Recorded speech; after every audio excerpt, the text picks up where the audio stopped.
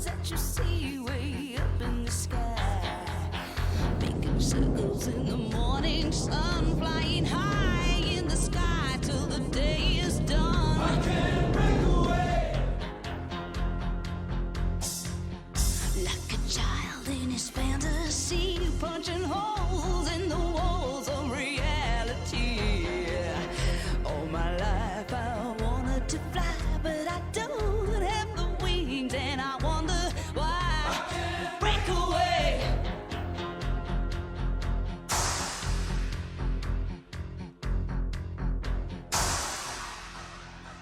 Oh, well, Mama told me when I was young, stand tall, girl, you're number one. But you can be what you wanna be, but you can't change the course of your destiny. I can't break away. Well, no, I can't break away. I can't break away. No, I can't break away.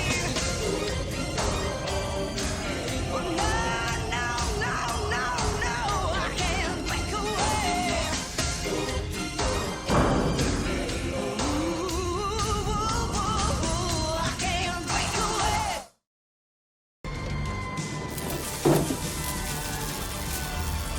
Greetings, my excellent friend.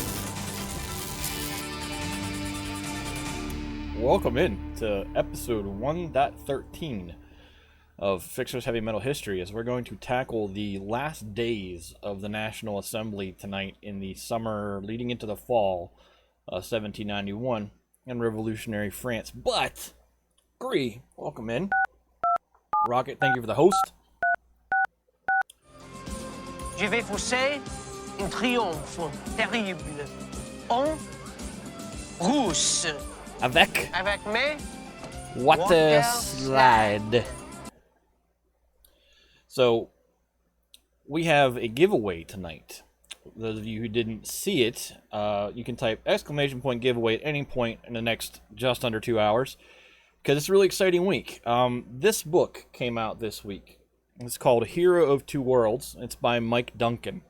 It is a thick book that goes through the life of the Marquis de Lafayette through three different revolutions: the American Revolution, the French Revolution, and the July Revolution of 1830. So I'm in part 2, which is the part where it gets into the French Revolution, and we are clear of the Assembly of Notables, and the Estates General have been called, and the National Assembly is starting to be formed, and the book is great.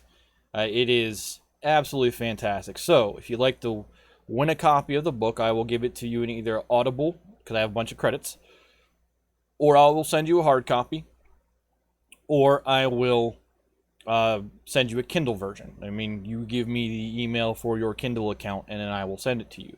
All, legitimate means of giving you a distinct copy. Be 18 or older. Yes, seriously, I'm giving away a book tonight, a very thick book, and it's a very good book. And more importantly, it's by Mike Duncan, who has helped me immensely with the way in which I frame this show with respect to the French Revolution. When we get to Napoleon, it'll be a little different, but with how this show has been formed through 12 episodes thus far, Duncan has been extremely impactful. The book is also very revealing. There are several tidbits in it which I didn't even know about to cover during this show. For instance, I did not know that Lafayette and the Comte d'Artois were classmates at the Versailles Academy when they were both young, when Louis XV was still king. I didn't know that the Marquis de Lafayette was as engaged with the royal family as he was before he went to America. I didn't have a full scope of the fact that Lafayette didn't just have a strong relationship with Washington, but also with Hamilton. There's a lot of good information in this book, and I have had a hard time setting it down. Like, I have been reading late and looking at the clock going, I can get one more section in. So, it's a great book. If you already own a copy, perhaps enter and donate it, the hard copy to your local library. The copy that I have here is being donated to my local library because I also have it in audiobook and on Kindle form. But it's a fantastic book, and we are giving one away tonight. So make sure that, and you will be reminded every 12 and a half minutes or so, the little thing will pop up and say, hey, don't forget there's a giveaway. And at the end of the night, we'll give a copy away. But yeah, seriously, what other stream gives away books? Just be 18 or older and have one of those avenues available to you. We'll talk about it each time we come back from break, etc. But tonight is kind of a special episode because we are saying goodbye to the National Assembly, that august body which formed out of the Estates General in May 1789 that became a de facto legislative sovereign chamber for France and then set to work on writing a constitution, which we're going to talk about next week. It's an interesting pivot point in the history of the French Revolution, but what leads us into tonight is the aftermath of the massacre at the Champ de Mars. Remember that the Cordelier Club of Danton des Moulins de Langtine, they organized a mass protest down on the down in the field where the Eiffel Tower stands today. It's called the Champ de Mars. And that a bloodbath broke out whenever the assembled protesters and the Marquis de Lafayette's National Guard were in a standoff, and then warning shots were fired, rocks were being thrown at the soldiers the entire time, and then discipline broke down. So what happens is discipline breaks down, and those soldiers, without an order, fire into the crowd, and somewhere between 20 and 50 Parisians are left dead. And in the aftermath of that, it very much appeared that the desire and the appetite for republic, remember, the reason that they were having this protest was because they were denouncing the idea of there being a monarch, and they were calling monarchy and liberty incompatible concepts.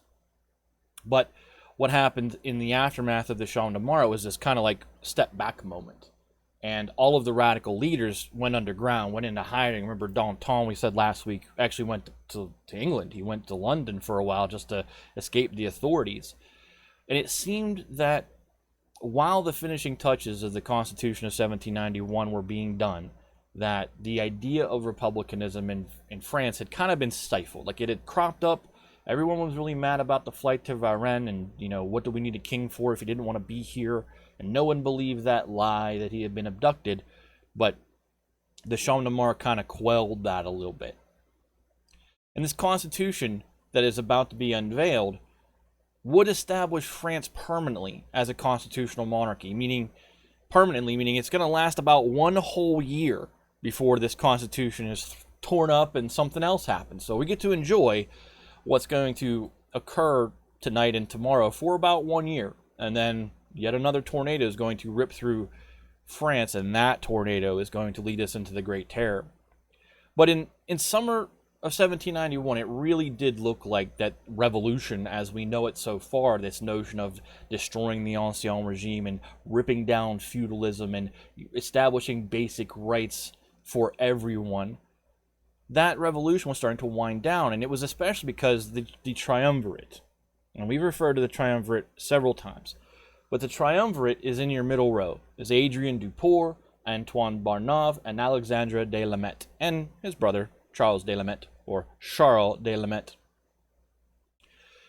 These guys started to step up in the wake of the flight to Varennes, and had already started to grab power. Remember, the Society of 1789, which we'll notice no longer has a name on our board here, they started to wane in their power because Lafayette, his reputation was in a spiral, and Jean-Sylvain Bailly, the mayor of the Paris Commune, was also seen as an orchestrator by a lot of the radicals of the massacre, as in people believed he ordered it when he didn't.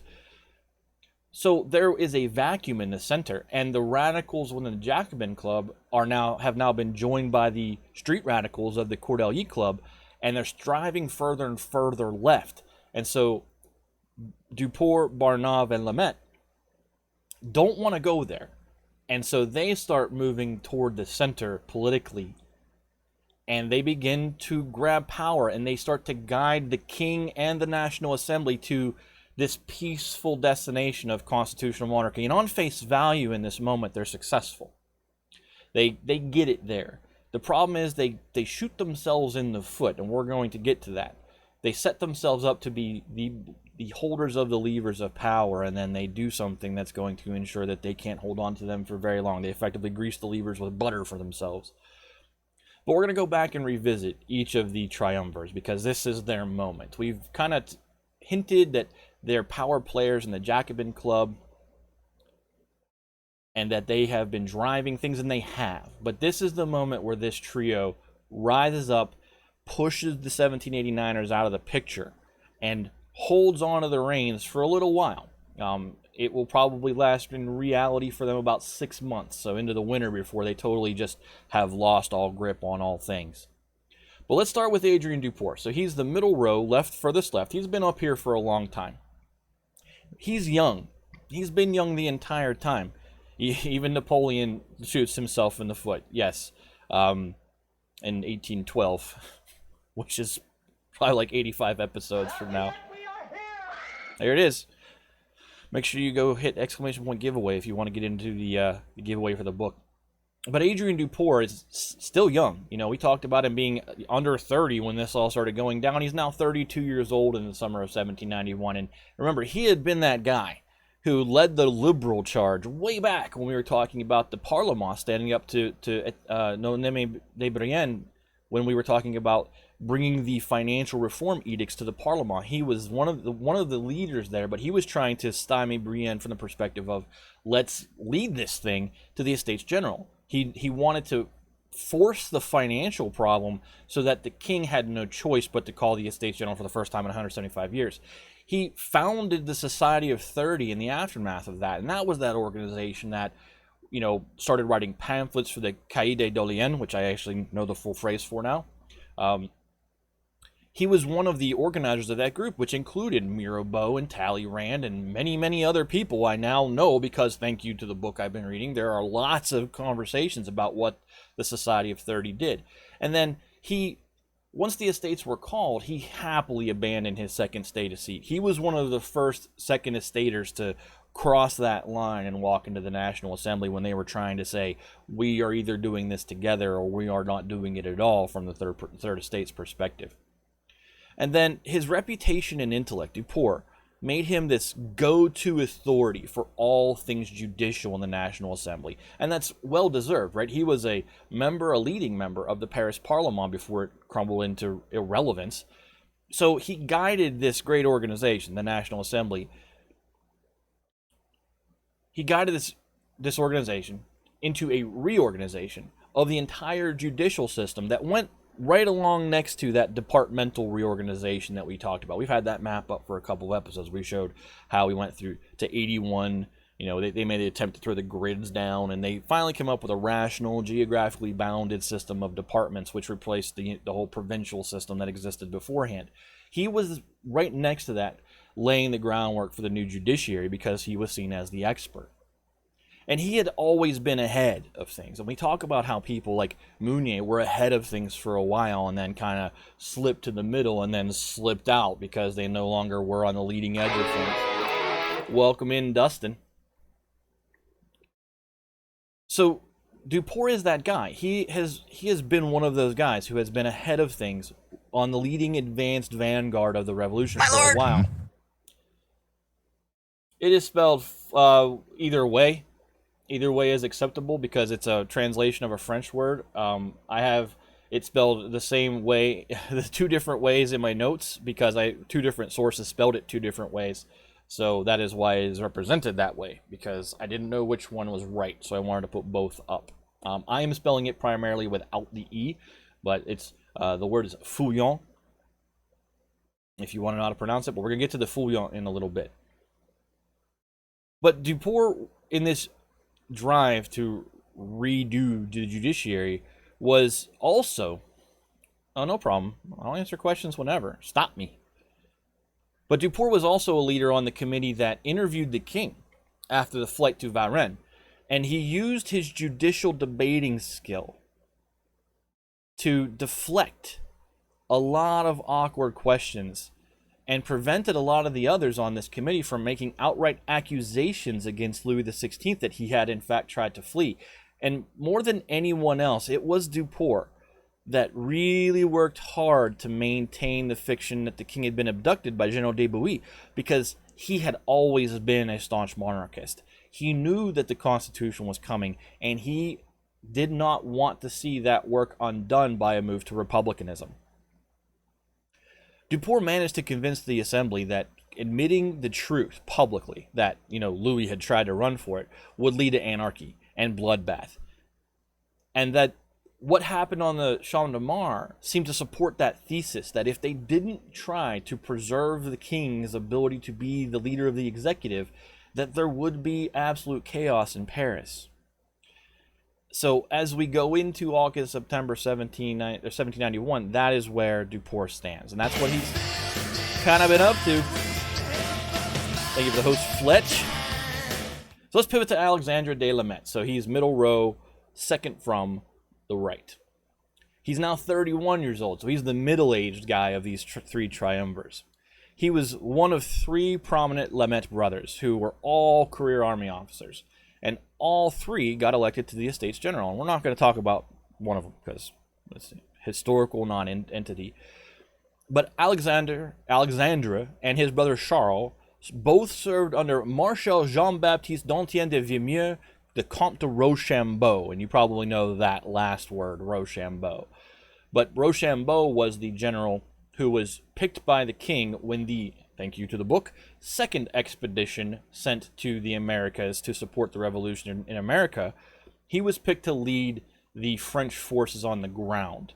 And ironically, Lafayette was... Station! Lafayette was actually angling for that command, but he was like 21 years old, and Rochambeau had served in the 7 Years' War. So all three La Mette brothers served under Rochambeau in America during the Revolution. Moments like that that make me feel like a winner. When they came back, when Charles and Alexandre La Mette came back for the American Revolution, they both came back with that same kind of infection that Lafayette did. The idea that, look at what's happening over here, liberty. Liberty colored with the glasses of, there's also slavery here, but they still came back with the ideas of these free people who had just unhooked themselves from Britain. So they came back, Charles and Alexandre come back from the American Revolution, both really forward-thinking liberals. Their brother remained a conservative for whatever reason, and it's not worth talking about. But Alexandre was a member of Dupour's Society of 30, as we led up into the Estates General. What's up, Gilly? Fletch says hello. Rock and stone! Rock and stone, indeed. I knew someone was going to make that reference to rock, paper, scissors, because that's what it's also known as is Rochambeau. But Alexandre de la Mette was a member of Adrien Dupour's Society of 30 after the Estates General were called, and he was another early Second Estate defector to the National Assembly. And then he played a very prominent role in the night of August the 4th, 1789, stepping forward during that night when everyone's saying, let's get rid of this privilege and let's get rid of that privilege and let's just blow up feudalism, because he was giving up rights and privileges he never really used because he had been a career soldier. He had spent, the prior decade or aspects of it living in the, North American wilderness. So he's coming home to France and he doesn't have a whole lot of use for those privileges. So he's one of those guys that kind of stepped up and built that early momentum on the night of August the 4th, 1789 to start ripping apart what remained of the feudal elements of the Ancien regime. He helped found the Jacobins. Remember that, because Dupour, Barnave, and La Mette all helped found the Jacobins. And he remained a very prominent left-wing voice of the Jacobins right up into the summer of 1791. He was one of the Jacobins that voraciously denounced Mirabeau. We talked about that 2 episodes ago when Mirabeau came back into the Jacobins and was shouted down. He was one of the guys that shouted down Mirabeau when Mirabeau attempted to defend the king shortly before he died in the spring of 1791. Because Barnave did see the parallel that, hey, all of a sudden you're defending the king. What happened to all your debts? And like Dupour, Barnave... Let me want to phrase this because my notes don't have it as eloquently as I would like to say it. Barnave sustained the popular assault on a monarchy. Let me rephrase it. The sustained assault on the monarchy, right, that happened after the flight to Varennes, where Duport stepped up and tried to defend the king because he saw the need to maintain the monarchy's executive ability within the constitution is critical. Barnave was right there. He was that same type of revolutionary that feared the radical mob and the violent action of the street radical. And I'm going to start using that term a little bit more. The street radical versus the bourgeois revolutionary. Barnave, number 98, resubscribes 4 months in a row. Welcome back in, my friend. It's good to see you.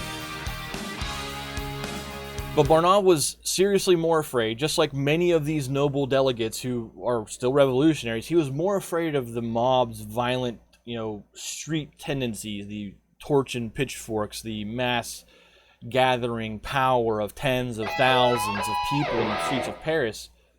He was more afraid of that than he was of some monarch somewhere or some arch-conservative noble leading some counter-revolutionary movement. That's another thing I've never really made that clear. And again, I credit the book to this, is when the American Revolution was fought, it was like tens of thousands of people. And the population of, this is actually from the book, the population of Boston was like 75,000 people. When we talk about these mobs in Paris, sometimes they are double, triple the number of people who live in Boston. And that's just the people who decide to come out and be in the streets that day.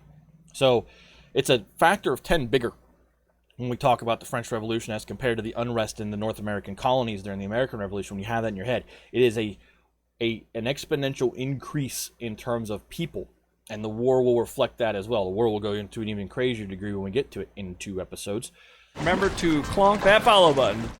Been busy. See you next week. All right, VOD will be here, so make sure you go check it out on YouTube when it posts. But it's important to understand that the size of these mobs in Paris were big. And they started off small. We started talking off earlier in the the episodes about there being dozens of people. But when we talk about the Champ de Mars, there was 20,000 people out there, and they're going to get bigger. And the idea that 20,000 people on the Champ de Mars, that's a lot. That's 1/3 of the population of Boston at the same time contemporarily. So it's not a small amount, and it's reasonable to see why people like Duport and Barnave and Lafayette and Bailly were all really looking to the left and looking at what was going on the street and going, that's way more dangerous than one guy in his chateau being kind of upset and writing letters to the Empress of Russia or the King of Prussia, or working in collusion with the Comte de Provence or the Comte d'Artois. But for Lamet, the revolution as it stood in this moment in September 1791, it was pretty much over for him. And it was time to inaugurate this new constitution and enjoy the labor of the assembly's output, right? They had been working for 30 months. It's not been a short amount of time, and they've been working 6 days a week, sometimes 7, sometimes due to emergencies, these sessions have stayed in session for 24 hours plus. They've been working their butt off. It might feel like they have turned into a bunch of, fancy sock dandies in our story, but they haven't been doing nothing. And so we'll pivot to Antoine Barnave. He's 29 years old right now in the summer of 1791. Unlike Duport and Lamet, Barnave was a commoner. He was also a Protestant, and he hailed from Grenoble. And Grenoble is that same place that Mounier came from, where the Dauphiné estate started the whole thing, where, double the third and vote by head. And Barnave was deeply involved in that. He was a contemporary of Mounier. He worked side by side with him in that movement to convene the Dauphiné estates under that double the third and vote by head model, which led us to where we are right now. And he defended the Grenoble Parliament whenever the Day of the Tiles came along and it was attempted to exile all the members of it because the king didn't like what was going on down there. But he also wrote a very influential pamphlet in the wake of the May Edicts. And the May Edicts were those edicts that were still part of Brienne's tenure, where they actually tried to destroy the Parliament by making it nothing but a court of high appeal for really rich people. And that's when the Parliament had its high watermark of popularity to people before they shot themselves in the foot. In the wake of those edicts, Barnave wrote a very influential pamphlet. The pamphlet gave Barnave a pretty high measure of national prominence before they went into the Estates General. He was a third estate delegate from Dauphine when the Estates General convened, and while he and Mounier were personal friends and they had worked together along the way to getting there, they had been political allies up to that point, and they started to drift apart as the current of the revolution picked up speed and took them down different paths.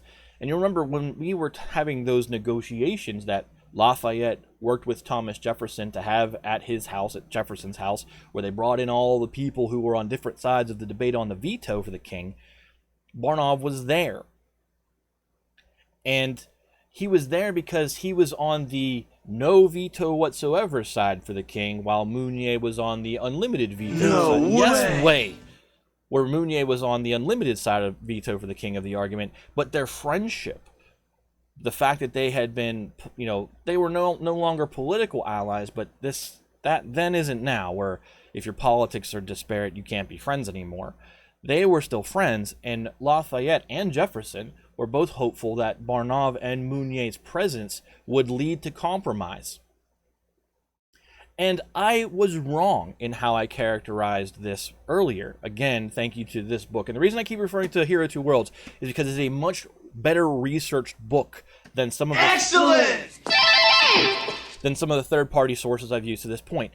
Duncan's new book actually goes into the journals of many of the people that we've talked about. He actually lived in France for a couple of years to research the book. And I originally categorized the idea of the suspensive veto as coming from Jacques Necker after this meeting at Thomas Jefferson's house. But instead, it actually was the output of the meeting.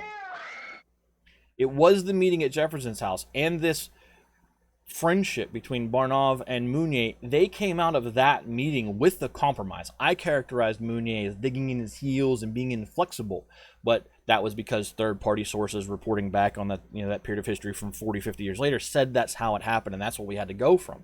But journals and letters now that I'm reading about now reveal that the compromise on the suspensive veto actually was the output of that meeting. So I'm correcting something that I did several episodes ago, and hopefully if you've watched the whole series, you'll have heard that and be like, and now got to this point, like, oh.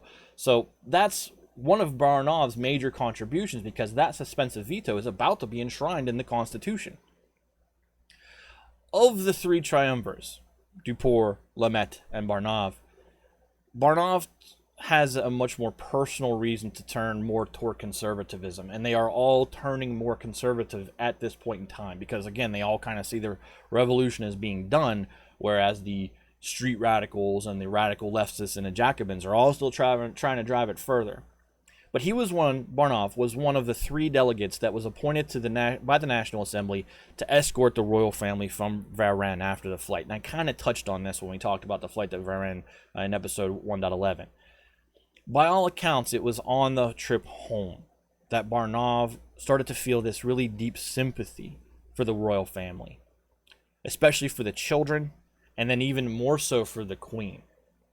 And when he got back to Paris from this trip, Barnave would actually take up a secret correspondence with Queen Marie Antoinette, and in the closing weeks of the National Assembly, Barnave would do everything he could to preserve and even extend the monarchy's power. So the triumvirate represents a certain type of revolutionary, and we keep making this distinction because this distinction is continuously important. We talk about how there is a more bourgeois revolutionary of means who is more afraid of the radicals and the street riots and the leftists and the Jacobins. They see them as the threat. And the triumvirate is representative of that type of revolutionary. They're all young, they're all educated, they're all well-to-do, and they had been early leaders in the fight, committed to Enlightenment rationalism and the ideas that God enshrined in the Declaration of the Rights of Man. And for them, and everybody else that was kind of like them in their thinking, the Constitution of 1791 was supposed to be the summit. It's supposed to be where the revolution got to, and boom, we're there. The achievement of the whole revolutionary movement in France was this upcoming Constitution. Their ideas actually aligned more with the society of 1789 at this moment than what was the state of the Jacobins in this moment.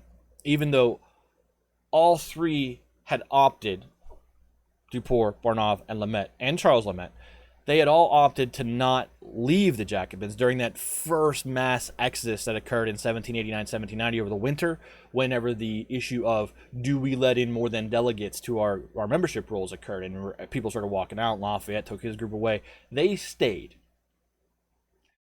With the completion of the Constitution in sight, they dug in, and they fought hard to keep France from falling into the hands of crazy radicals, as they also had spent all this time keeping it free from the hands of conservatives and aristocrats who wanted to return things to the way they were.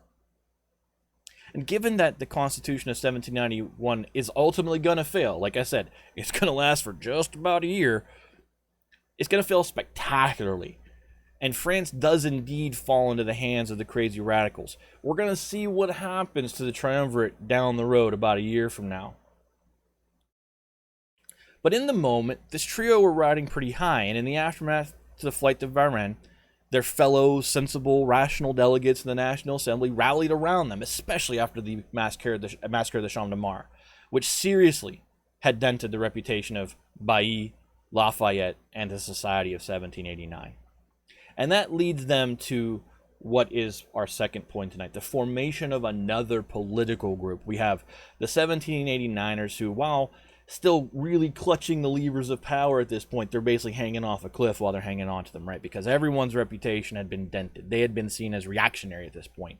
You have to remember that this is the group that had started to suspend the ability for people to assemble and mass petition, and had declared martial law when people protested. So that group, Lafayette, Bailly, etc., they had started to be seen not as the revolutionary leaders who were taking France to the promised land, because now here we were at the 1789ers supposed promised land, and no one was happy that things were slowing down from the left.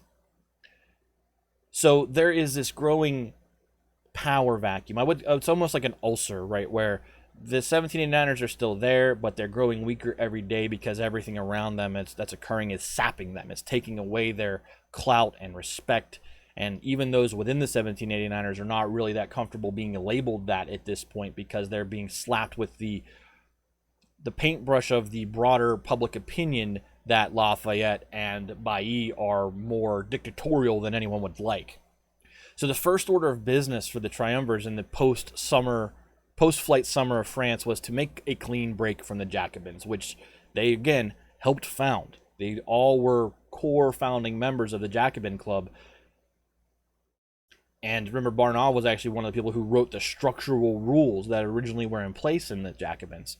So none of the three Triumvirs were at all impressed or happy with the near freakish and unrelenting drive to the left that Robespierre was leading from within the Jacobin Club. He had a cabal of radical leftist followers trying to get even more done. And remember, there's that divide politically on the active passive citizenship distinction that is really going to cleave things in two. It has been there, one of those rifts that's just planted that no one can agree on. It's just a major point of either on one side or the other.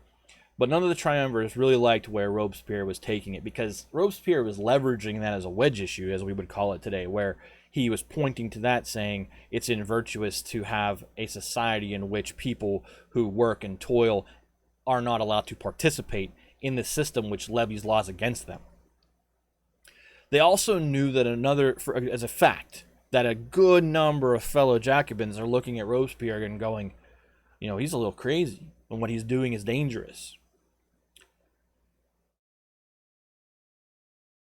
They also look sideways at some of the new street radical members, especially Danton, Desmoulins, and d'Eglantine, who were aligning with Robespierre, and Robespierre was kind of forming a core of power around the momentum that they were providing him from the Cordelier Club. So in the wake of the Champ de Mars, the Triumvirate led another mass walkout from the Jacobins to go and form a new political club that would better represent their beliefs.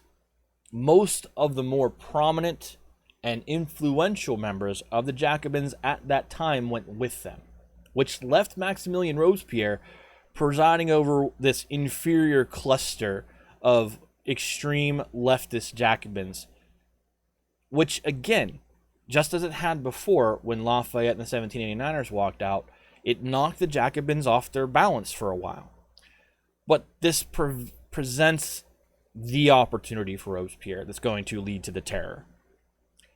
It allows Robespierre, who is now much more politically a veteran than some of these more street rioters who are all of a sudden political participants in the club aspect, not the march and burn in the streets aspect, although they're still doing that.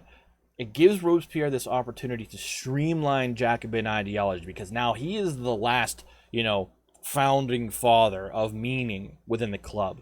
It allows him to take the Jacobins and make them his. It allows him to streamline their ideology, their structure, and it solidifies his personal base of power within the club, so that when the time comes in a little bit, the Jacobins will rise stronger and much more deadly than they ever were, because now they've been infused with Robespierre's leadership and the radical energy of violence that has come in to fill their ranks. But to replace the Jacobins, the Triumvirate establishes a new club called the Society of Friends of the Constitution, which confusingly is the same original name that the Jacobins took. Before they just said, hey, everyone's calling us the Jacobins, let's just call ourselves the Jacobins, and they changed their name within a few months. They took the same name when they publicly split from the Jacobins in July 1791. And they held their meetings at the former monastery of the Feuillants monks. Hence their nickname, the Feuillants. Same way that the Jacobins got their nickname and the Augustinians got their nickname. They get named after the first building that they decide to meet in. It is a mouthful. The Society of Friends of the Constitution.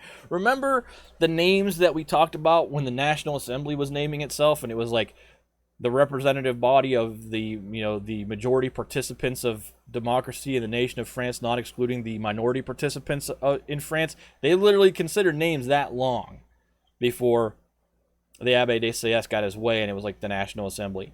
Is there going to be a Tweller Club? No. Yes, sir, Gilly. Why is it spelled twice differently?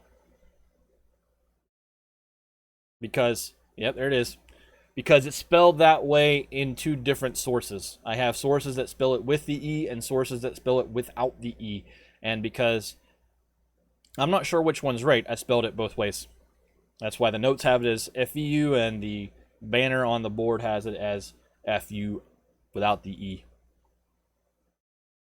I know. That's why I knew what the question was going to be. I'm sure that won't be the last time I answer it during the stream.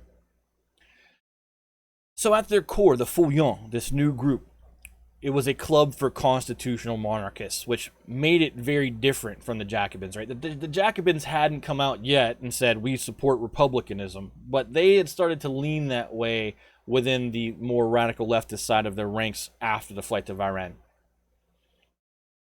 So it is a distinction right off the jump between the Feuillants and the Jacobins.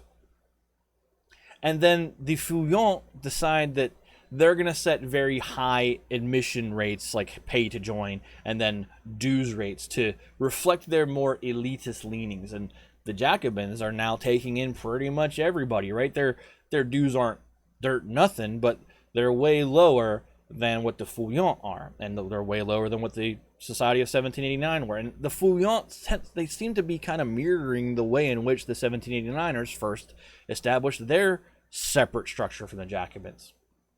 And they were quickly joined by the members of the now fading Society of 1789, leeching what little power remained in that club, which was reeling after the massacre at the Champ de Mars. The Society of 1789, again, had garnered a reputation for being reactionary after that incident, and from the way in which Bailly was running the Paris Commune, and many of the members of the Society of 1789 were very attracted to this new club, espousing generally the same ideas as the 1789ers were without the baggage, led by more prominent delegates, because now Duport, Barnave, and the Lemaitres are the more prominent voices over the summer within the assembly. And this effectively marks the end of days of importance for the Society of 1789. And they've been around since we rolled out of 1789. Into that first spring of 1790, they have been building a power base since then, but the events of this year in 1791 have just put too many holes in the ship. So the society wanted to join, in essence, hide in the other club's ranks. I don't think it's that. I think it's more that they had a scarlet letter, in effect, put on them by being members of the Society of 1789, and they could stand up publicly and say, hey, we're done here. We're going to go join this new club led by these people you respect, and kind of wash their own records by doing it. I don't think they were trying to hide it all. I think they were kind of money laundering themselves into a new but very similar structure, for lack of a better way to come up with an analogy. They're throwing themselves in the dryer, or washer in a dryer, coming out very much the same people, but in a new set of clothes that said Fouillon instead of Society of 1789, but they were the same people. And because it said Fouillon, the public perception was, oh, they're Fouillons. Well, I can respect them now because the Fouillons are good people, even though they're pretty much the exact same as the old guy. They weren't exactly the same, obviously, but there were too many similarities to make them disparate politically in the broader sense of how we're trying to describe things. I'm sure someone saw where the wind was blowing, though. Yeah, I mean, it really doesn't matter which one of these two clubs these guys are in at the end of the day when the terror hits, to be quite honest. When we get to that point, it's really not going to matter. If you're not under if you're not in the very tightly defined tunnel that Robespierre says this is what good revolutionary is, you're in trouble, pretty much, when we get to that point. And these guys are definitely not in that tunnel. So it appeared that the Fouillons would be the power that held the they were the ascendant power. They were the group that was going to have power as a party for the political future. Because they were just, it's kind of like, here's the 1789ers' hand on the lever, and the Fouillons walked up and said, you can let go now. And they're like, okay, because we're exhausted. You know, we're getting beat up there, and we just can't hold on anymore. And it's pretty much what happened. The lever didn't shake when the Fouillons came along, because these guys were all a part of this system that had been working for 30 months. The National Assembly, for all the good and bad that it did, it was consistently the same group of guys, and they all had the same end goal to achieve, which was getting this Constitution out. So the Fouillons just kind of step in and says, okay, it pats the Society of 1789 on the back and says, okay, you're done here. We got it. And they let go, at least within the Assembly. The Paris Commune government's a different story with Bailly, but within the Assembly, the Fouillons just kind of, they take over. As soon as the Fouillons were organized, they sent out massive amounts of communication. You know what? It's 47 minutes in this stream, and this is a good break point. So we're going to do this one more time. You just saw the note in chat. This book, The Hero of Two Worlds, which is subtitled The Marquis de Lafayette in the Age of Revolutions. It should be Revolutions, in my opinion, because we are talking about 3 revolutions in this book and the entire life story of the Marquis de Lafayette, which is extremely interesting. It is a thick book. We are giving a copy away tonight. If you would like to enter that giveaway, it will end at the 2-hour mark. Your ability to enter will end around the 2-hour mark of the stream tonight. I will give it to you in either a Kindle form, which means you got to give me your Amazon address so I can send it to you. Sai, welcome in. I will either give it to you in Kindle form, I will give it to you in a audiobook form, because I have tokens I can use inside of Audible, so have an Audible account, or I will send you the hard copy. And then again, you have to give me a mailing address if that's the way we go about it. But be 18 years old. Hit exclamation point giveaway, and we'll give away the book after the quiz tonight. It's a fantastic read. Again, I'm about 35-40% done with it according to my Kindle. I'm right at the point where the National Assembly is forming. It's really informative. It informs what we've talked about so far very much. So if you've enjoyed this series, this book will be fantastic to further give you background on what we're talking about, and it's going to inform the future, because we're going to, Lafayette's perspective will take you through, Bonapartism and into the Restoration and then into the July Revolution before he kind of fades out of history. So we'll be back in a minute. Enjoy the break, and then we'll pick up with the structural organization of the Fouillons, and then we're going to get into what the heck was going on in the rest of Europe, because we haven't been there in a while, before we take it home to a final curtain call for the Assembly. Thanks for being here. As always, I appreciate it. Hopefully none of the new things that are sliding in. I don't want to say the same things over and over, which is why that thing is popping from the bottom. It says, hey, don't forget, bit subs and stream loose packs help disabled American veterans. That just helps a visual cue, so I don't have to always say it. We'll be right back. Thanks for being here as always, and I'll talk to you in a few.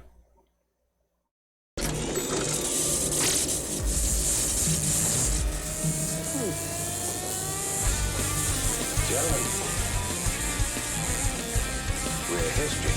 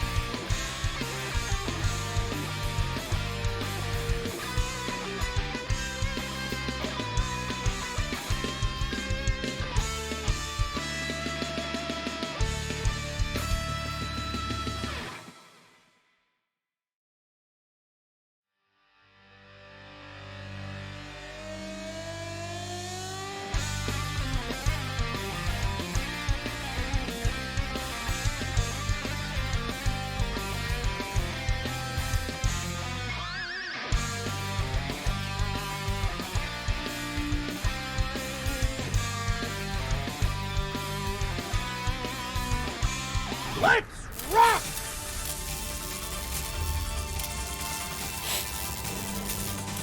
There's a sniffle for you. So we're back. Hopefully you got up, stood up, walked around, went to the bathroom, got a drink, all that stuff. Remember to clonk that follow button. Didn't forget to clonk that follow button.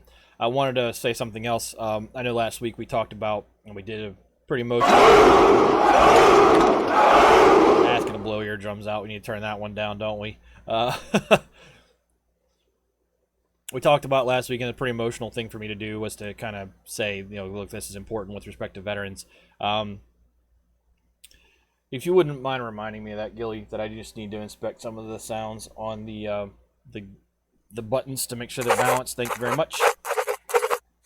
Well, again, last week we did we had Five Finger Death Punch on the show, and we did a little statistical video about why support for veterans is important.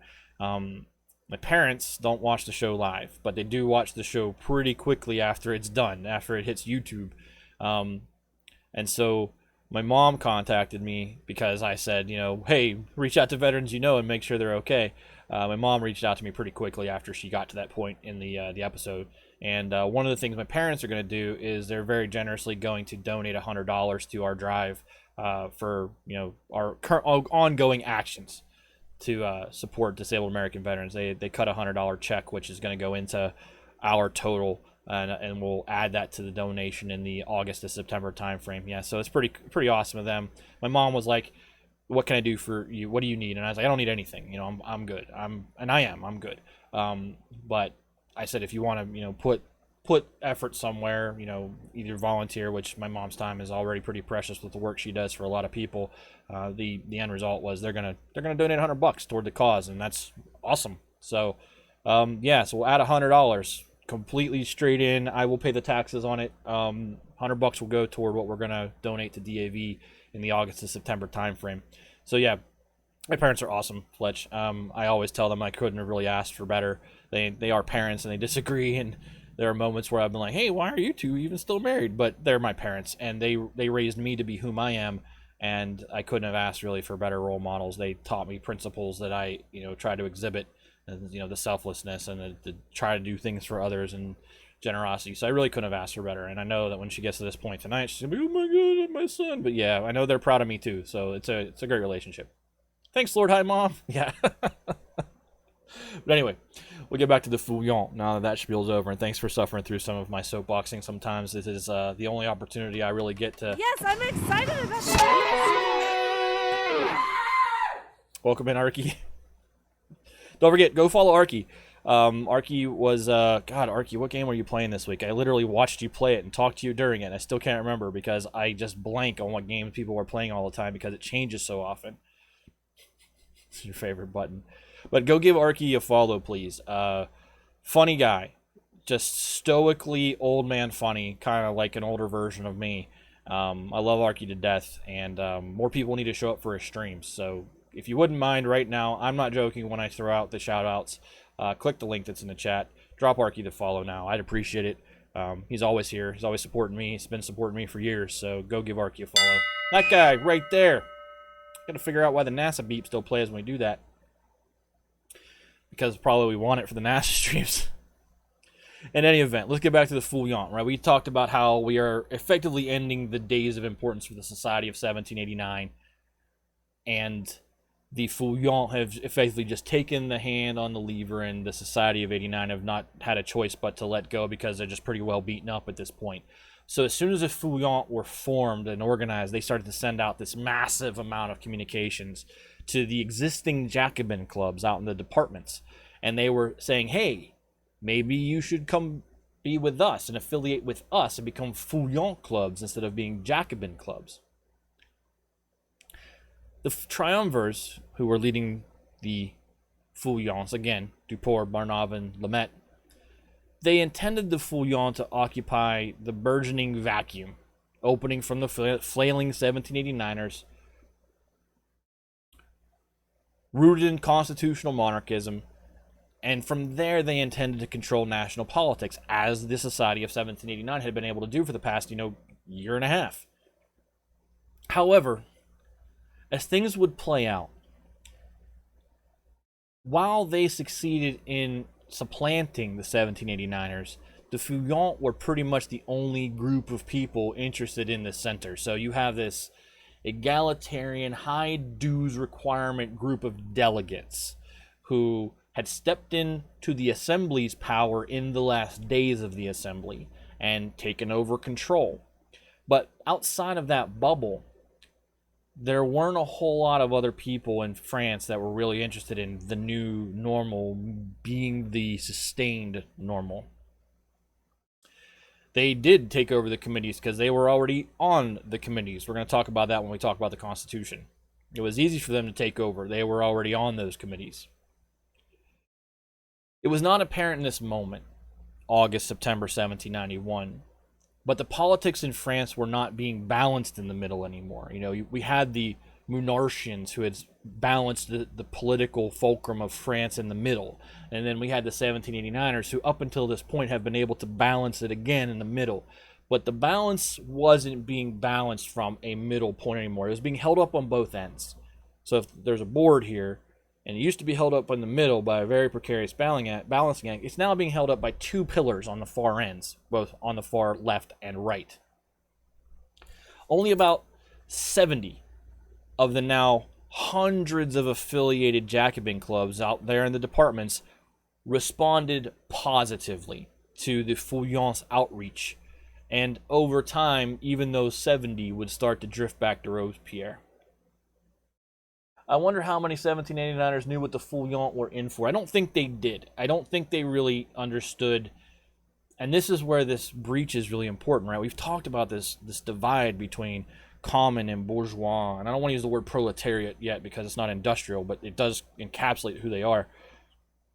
We've talked about this divide between the common people and the bourgeois members of society who have now effectively supplanted the aristocrats, right, in terms of power and privilege that they've self-designed for themselves over the last 30 months. They didn't see past that veil very well. So I really think they saw the rioting mobs in Paris as a Paris problem. I don't think they saw past the city gates in terms of it being a wider held sentiment of many common people that radicalism and violent reaction, best way to get their desired state of being was the way forward. I don't think they saw that. And I think it was, again, because if you remember, we talked about how Versailles was and how there were the courtiers who would get up early and fight over who got to be there to see the king wake up, or who got to be there when the king woke up and hand him his socks, or who got to sit there and watch the king eat. They were in this egalitarian bubble, right, where they didn't see past the circus of nonsense that was going on, or as Dragon Age would call it, the game of Orlais. That's the same idea. The game of Orlais is very much derived from the court of Versailles. The now power-holding bourgeoisie in 1791 were very much crafting that same type of bubble. Now, it wasn't as ridiculous as that, right? But they were still ensconcing themselves away from the pulse of things. And so I don't think that they saw what was coming. And you're going to see the action they take that solidifies my opinion in that matter. Because if they had saw what was coming, they wouldn't have done what they did, which spells their doom. But still, in this moment, the triumvirate control the levers of power, right? And Gilly wonders why I say DAI is a comparable to French Revolution somewhat. Yeah, Orlais is French, right? It's in Thetis, to take a tangent here, but in the Dragon Age setting, which is what Thetis stands for, Thedas, the Dragon Age setting, Thetis has two major nations, Ferelden and Orlais is the very French nation, very much political gamesmanship that represented the Sun King to the end of Louis XVI's court. That is where Orlais comes from. You can, if you know history, you can look at that nation like, oh, yep, I know what they're doing there. Whereas Ferelden is more of the rustic Central European influence that we'll talk about when Napoleon decides to conquer all that in a couple, dozen episodes from now. Don't forget to enter the giveaway. If you want a copy of the book, we'll give it away in any of those formats that are listed in chat. But again, in this moment, in the waning days of the National Assembly, as they started to get ready to bring the Constitution forward and hand things over, and you're going to smack your forehead when you understand why later on in the episode, they did control power. In late July, they pushed through decrees that political clubs had to register with the municipal police. So that meant the Jacobins and the Cordelier Club and the 1789ers and now the Feuillants. They had to register themselves officially as political clubs or they were illegal. They also pushed through a decree that cited anyone who incited, quote, pillage, arson, or civil disobedience were subject to arrest. Well, what's civil disobedience? Nonviolent civil disobedience was included in that edict. Well, that decree, because edicts came from the king. So they started to do, once they started to take control, the same things that the 1789ers were doing. They started to strip away at civil rights a little bit in the name of, law and adherence to order. And on August 23rd, they forced through edicts restricting freedom of the press. They strengthened libel laws, which that's actually a good thing, because I believe that if you print something, it should be true. And they forbid, their edicts forbode anyone from advocating disobedience or defiance to public authorities, and that's a dangerous thing to also have as law. This, yeah, you're right. Another attempt to prohibit protesting. This all took aim directly at what was seen as the roots of the radical rioters, right?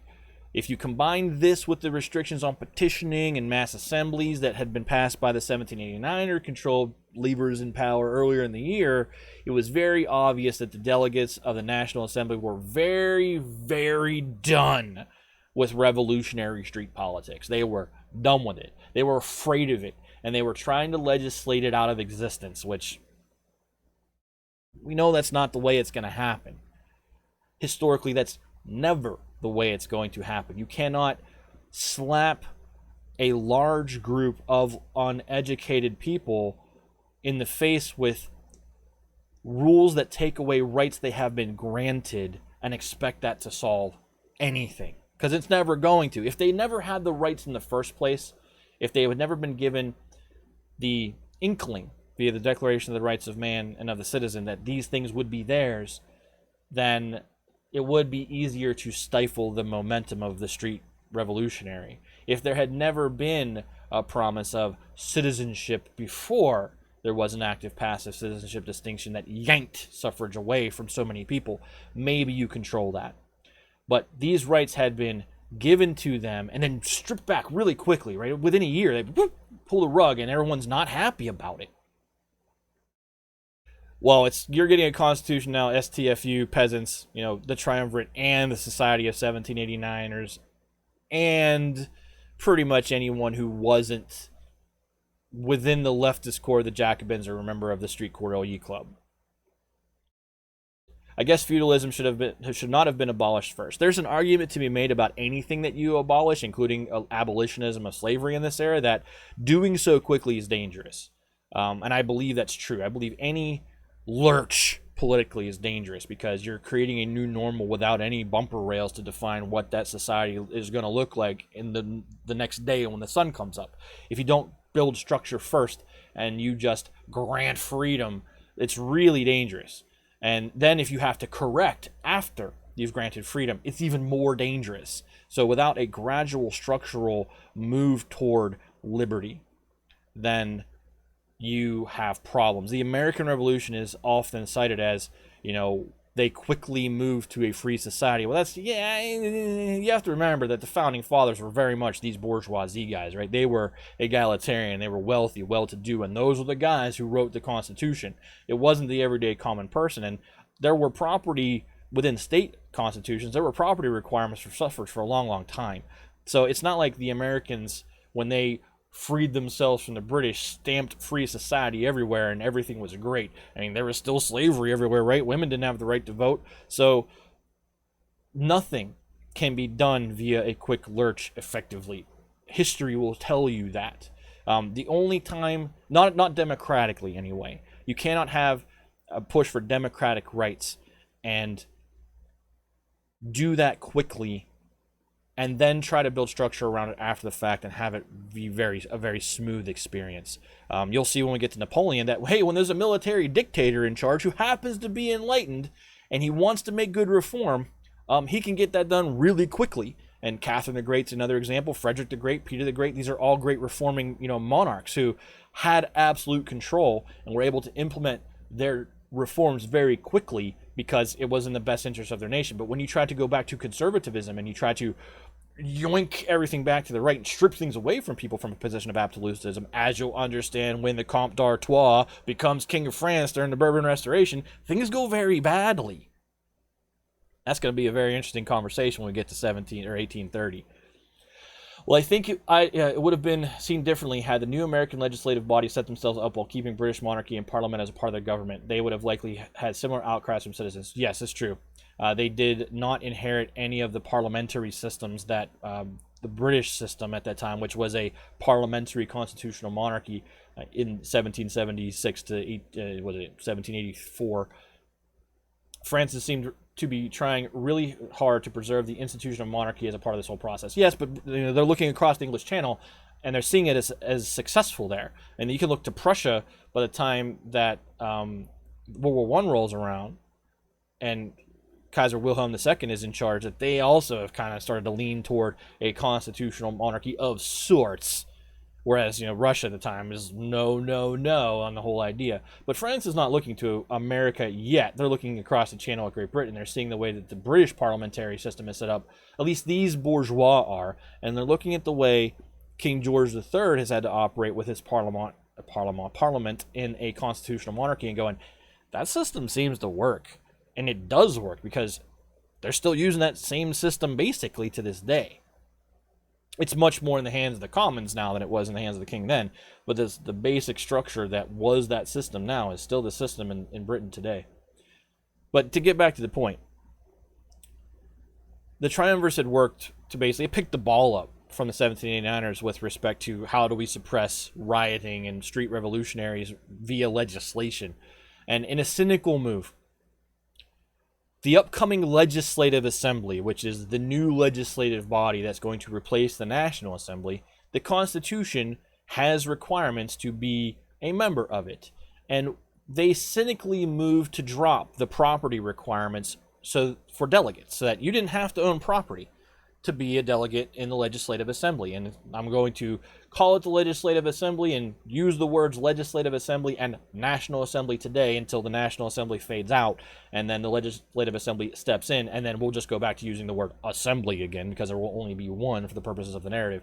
But how would that affect the active passive citizens? We're going to get to that in 10 seconds, Rocket. They dropped the requirement for delegates to own property. So you could be a delegate even if you were the salt of the earth commoner. You could run, right? But in the fine print, the property requirements for electors was raised, which means you could run, but the well-to-dos that have the money would have the final say on if any run-of-the-mill rabble would be elected and seated. So someone like Georges Danton could run, right? He could run for the Legislative Assembly. And at the end of the day, he could run, but the electors are going to say no, because they're all the upper crust of the bourgeoisie, right? So they cynically said, yeah, anybody can run for the National Assembly, knowing full well the way they wrote it meant anybody can run. None of you are going to win, but we want you to have the perception that it's possible, that the dream is possible. Yep. Classic marketing. It looks good, but it isn't. So much like an olive branch, but a faux one. All absolutely true statements. You're good, Rocket. I can repeat everything you say. I like to repeat what's in chat when it's relevant so that it goes onto the VOD and people can listen. That's why I do it that way. So elections for the new Legislative Assembly started at the end of August 1791, and there were no restrictions on who could serve as a delegate. But again, good luck making it past those elitist electors if you were a firebrand radical populist from the Courtellier district who wanted to break it all down still. On the eve of the end of the National Assembly, the Triumvirs were able to get one more extremely meaningful edict pushed through, designed to clamp down on the potentially seditious political clubs like the Jacobins or the Cordeliers. The decree stated, and this is hugely important, the decree stated that political clubs had no legal rights, not even the right to exist. They were no longer allowed to petition the government or send out organized delegations as a club entity. They were effectively restricted from engaging with the government in any coordinated way. This decree was envisioned to keep groups like the Cordeliers and the Jacobins from doing what they had been doing, right? The whole time, organizing, petitioning, representing themselves as a body, a group, a collective to government. And this decree made that illegal. But it would never be enforced. And in passing it, the Feuillants sowed the seeds of their own destruction. Because they would adhere to it, right? It was their decree. So when Duport, Barnave, and Lamet enter the era of the Legislative Assembly, the Feuillants will agree to operate under these terms because it was their thing. They had to kind of lead by example. And it transformed the Feuillants from this political society, this party, this bloc, with their hand on power, into nothing more than a social club. And if you remember, going back to the Society of 30, That's all they were, right? The Society of 30 was a social club. They had no political power. And while they were able to take the cahiers de doléances out to the people and give them examples of how to petition and get what they wanted brought to the elective assemblies to the Estates General, they were never holders of power. They were simply a social club who guided others to get results. And the Feuillants effectively make themselves that with this decree. So they're saying pretty much once the Constitution's adopted, these political clubs can't be what they are. So they nerf themselves. And the thing is that Robespierre and the Jacobins would completely ignore it. They'd be like, no one's enforcing it. And it would leave them in a far better position to reorganize in the wake of the walkout that had just happened and to take control in the months to come. And we've all seen how well, again, these mere social clubs do when they're not engaged in politics but merely debate societies. We've seen how well they really do getting anything done when the opposite side of that coin is rampant party-style political organization, which the Jacobins, and I've been trying to make this point for a month now, the Jacobins were the first national party. They were the first really structured, had district offices, mechanisms of correspondence and collaboration, and they were a forceful voting bloc. And the Feuillants were just saying, we're giving that up, and we hope you all do too because the law says so. And everyone else looked at the law and was like, we're not doing that. So we're going to leave the Feuillants down for a second. We're going to come back to them at the end because we need to talk about the transition to this Constitution of 1791, which is what we will talk about next week, the first days of France under this new constitutional government. But we're going to take a step back, and the reason the map of Europe is up is for this next section. We're going to have a look at the wider comings and goings in Europe. And I've been trying to dispel this general ninth grade social studies approach to the French Revolution that says the reason there was a war was because all of Europe wanted to help their brother monarch. And it's like, that's not true at all.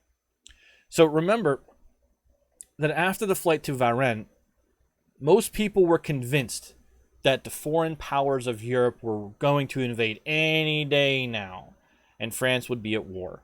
Because the public opinion about the flight was, it was to get Louis out of France, get him in the head of an Austrian army, and get that Austrian army to march back into France and basically, boot stomp everybody who had been doing anything he didn't like. And that was a lot of things, apparently, because his own manifesto, when he fled, said, I denounce everything since the tennis court oath.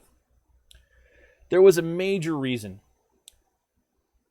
that political power was not coalescing in that center, as I mentioned, where the Feuillants had just put their flag, but on those extreme edges. Everyone on both sides and most of those in the middle believed that the flight was intended to link up with the Austrians so that they could come back and save the day if you were conservative, or boot stomp everybody who was ever a revolutionary if you were radical. Everyone was equally excited or concerned, depending on your political views at the time, that in the weeks after the flight, the French army was paralyzed. So there were radicals who were concerned that the French army was effectively paralyzed in the weeks after the flight to Varennes, and there were conservatives who were like, yippee, because it'll be really easy for an invading army to just walk all over the French army and free us all from the past. So I'm trying to frame this from both political perspectives, the extreme right and the extreme left, because those are the positions that really matter right now. Officers who were complicit in the flight to Varennes, and remember, it wasn't just Debouy. There were those officers leading, troops on the road that were supposed to escort the royal family. Everybody who was really loyal to the crown and had been there to guide the royal family to Montmédy, guess what they did? They all head for the border. They all emigrate. They're gone. So all of those army officers who were in charge of and had accepted orders down the line to get the royal family effectively to the borders of France, they are gone. The emigration of those officers seemed to be the flare, the green light, the spark for most of the other senior officers to beat feet as well. So we didn't talk about this as a ramification of the Flight de Varenne, but the Flight de Varenne bleeds the senior officer corps of the French army. And by the end of 1791, somewhere in the neighborhood of 60% of the entire French officer corps has abandoned their posts. So by the end of the year, we're currently talking about 60% of both junior and senior officers of the French army are gone. Remember to clunk that follow button. Regardless of what you felt about the structure of the officer corps, you know, whether you were one of these captains who was stuck or one of these, you know, egalitarian nobles, sword nobles families who had just, you know, stepped into a senior ranking role, this wasn't just chopping off the head of the French army.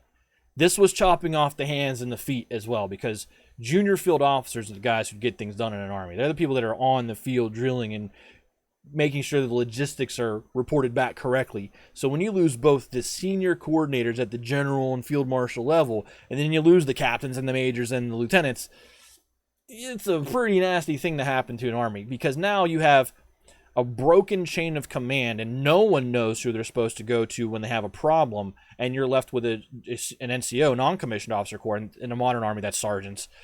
Those guys don't know where to go to get what they need to keep the troops, the privates and the corporals, etc., you know, marshaled and prepared. But the question is, was France about to be attacked in the summer of 1791, like everyone was afraid of or hoping for? And the answer is no. When we last left the foreign powers, they were on the verge of a settlement with the through the Treaty of Reichenbach in July 1790, which really settled a lot of Western European tensions. And the impetus for this settlement, this Treaty of Reichenbach, which we really haven't talked about,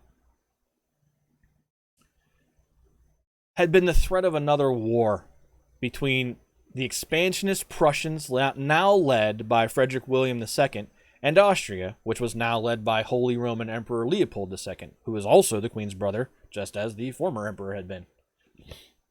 It's a huge tract of land. You're not wrong, Gilly. The Treaty of Reichenbach swapped around some territory and also successfully averted a war between these two powers. But the biggest result of the treaty was to kick off an estrangement between Prussia and Great Britain, who were supposed to be allies and had been allies since the diplomatic revolution of 1765, which we talked about like in episode 1.3.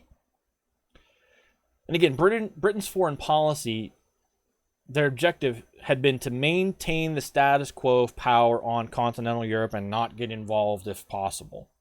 Prussia's foreign policy, and that of King Frederick William II, was to upset that balance and grab as much territory as possible. Yeah, huges of lands. Welcome in, Hurt.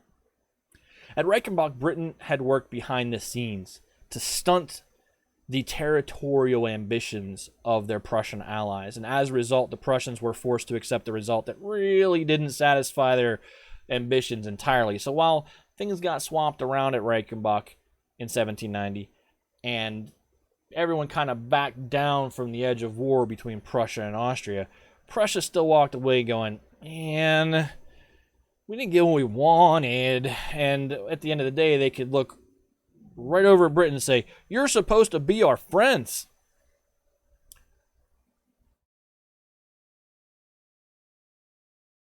Sorry, throat was getting a little scratchy there. So Prussia began to wonder aloud if maybe they shouldn't do something with all that juicy French territory over their border while France was seemingly in chaos. But Leopold, well, it's important to note that in the aftermath of the Treaty of Reichenbach, that the Prussians started to court the Austrians, who they had just basically made a preemptive peace with.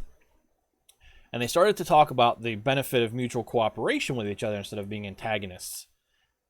Both were now being bombarded with French emigres, right? These people that were fleeing France to get the heck out of an ever spiraling, chaotic situation. They had these emigres pounding on their doors. So again, Prussia begins to wonder out loud to Austria if maybe, hey, you want to go do something? Hey, we're both next door to France. You want to grab some of that territory? Because we would really like to grab some territory because we want territory. But Leopold II and his advisors looked at the situation in France and said, I don't think getting involved there is a good idea. Because they knew Prussia was only doing it for the purposes of getting more land. There was no higher moral purpose to Prussia wanting to do something about France apart from, hey, Alsace and Lorraine looks like a really nice piece of land and we want it.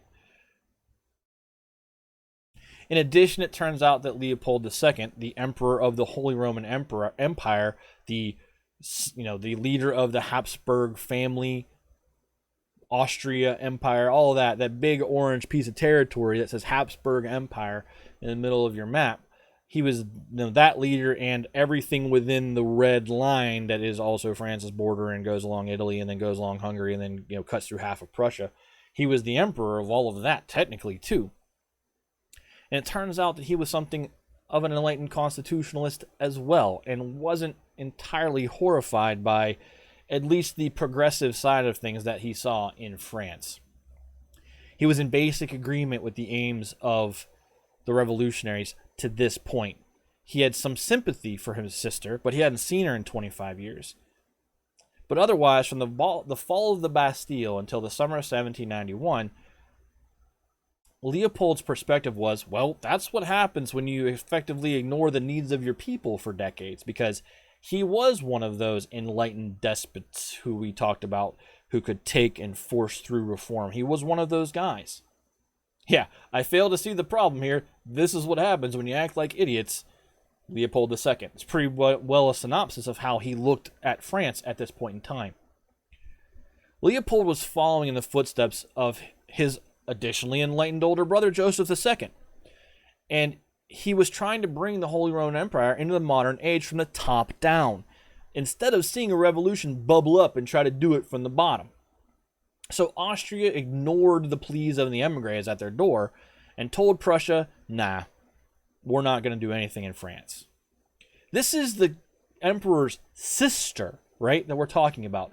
And he decides, I'm not doing anything in France. So the argument, again, that you see very easily pivoted to throughout lazily written history texts is that eventually there's a war because monarchs were rescuing a monarch.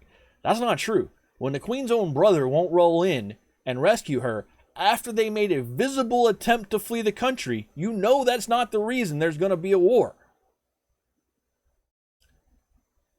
This isn't to say that there was nothing troubling coming out of France, because in October 1790, so basically a year prior to the period of time we're really focused on tonight, the National Assembly announced that, quote, treaties negotiated between princes do not bind nations.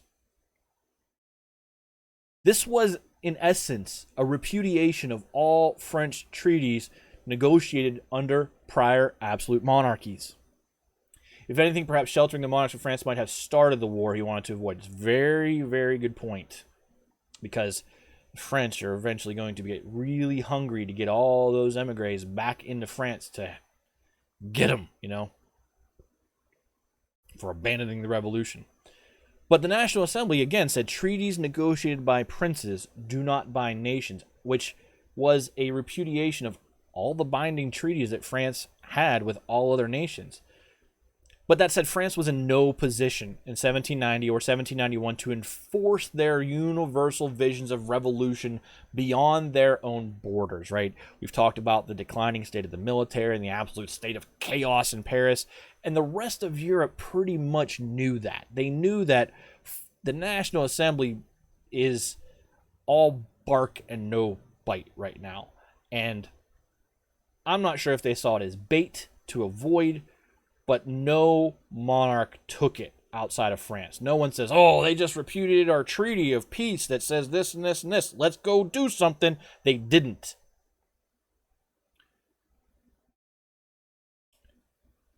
Prussia could not take action against France alone. So King Frederick William II also had to brush aside the emigres that were pestering him, and he did so via a small monetary loan. And then he turned his desire for territorial expansion for his nation eastward, toward Poland, which had the added benefit of being a project that the British could probably support. Yeah, you're right. something that they kept watching, but they didn't see a good benefit to getting involved in yet. Gilly, your summary there again is astute. So in the East, Prussian and British interests seemed to align better. The Russians were currently beating the snot out of the Turks in the Caucasus, and the Austrians were also fighting against the Ottomans down in the Balkans. And it's the Russian advances into the Caucasus Black Sea region that really upset that British desire for everyone to just keep things the way they are, right? We don't want to see anyone getting stronger because then we have to get stronger, and that escalation's a bad thing. So the Russian advancement into the Black Sea area, and they were literally, Russia pretty much spent the late 18th and 19th century beating the crap out of the Ottomans in the Caucasus, and they extended their borders further and further south to the Black and Caspian Sea. And Britain didn't like that at all. So the idea of grabbing some aspect of Poland, which at this time was under the Russian Tsarist hegemony, they were still technically their own nation, but Russia controlled them and put a puppet in charge of them. Britain could see action in Poland as beneficial to like being a check on Russian power advances elsewhere. And Prussia wanted to go there because guess what?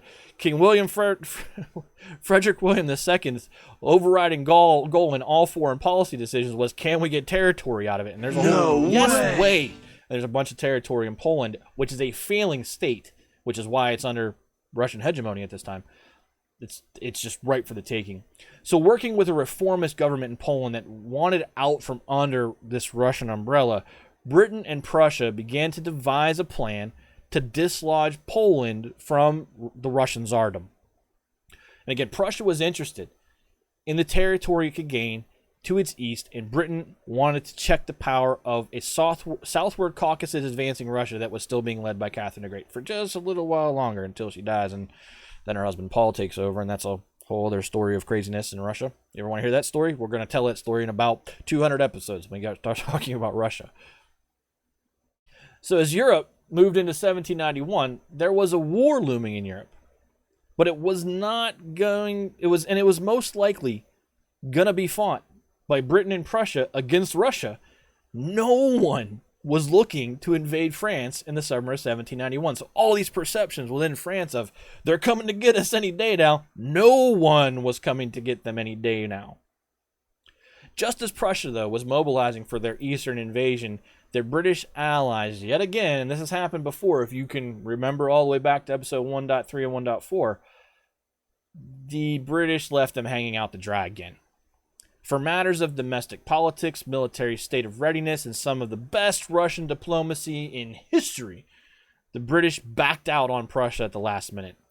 This left Prussia furious and in a place where they were looking for any diplomatic avenue to get out of their relationship with the British, who had backstabbed them at Reichenbach, had backstabbed them in the War of Austrian Succession. I believe that's accurate, and I'll have to check myself on that. But Britain had been a poor ally. We talked about the ever-changing dance partners and how people had realigned themselves. And this British-Prussian alliance had been in existence since 1765.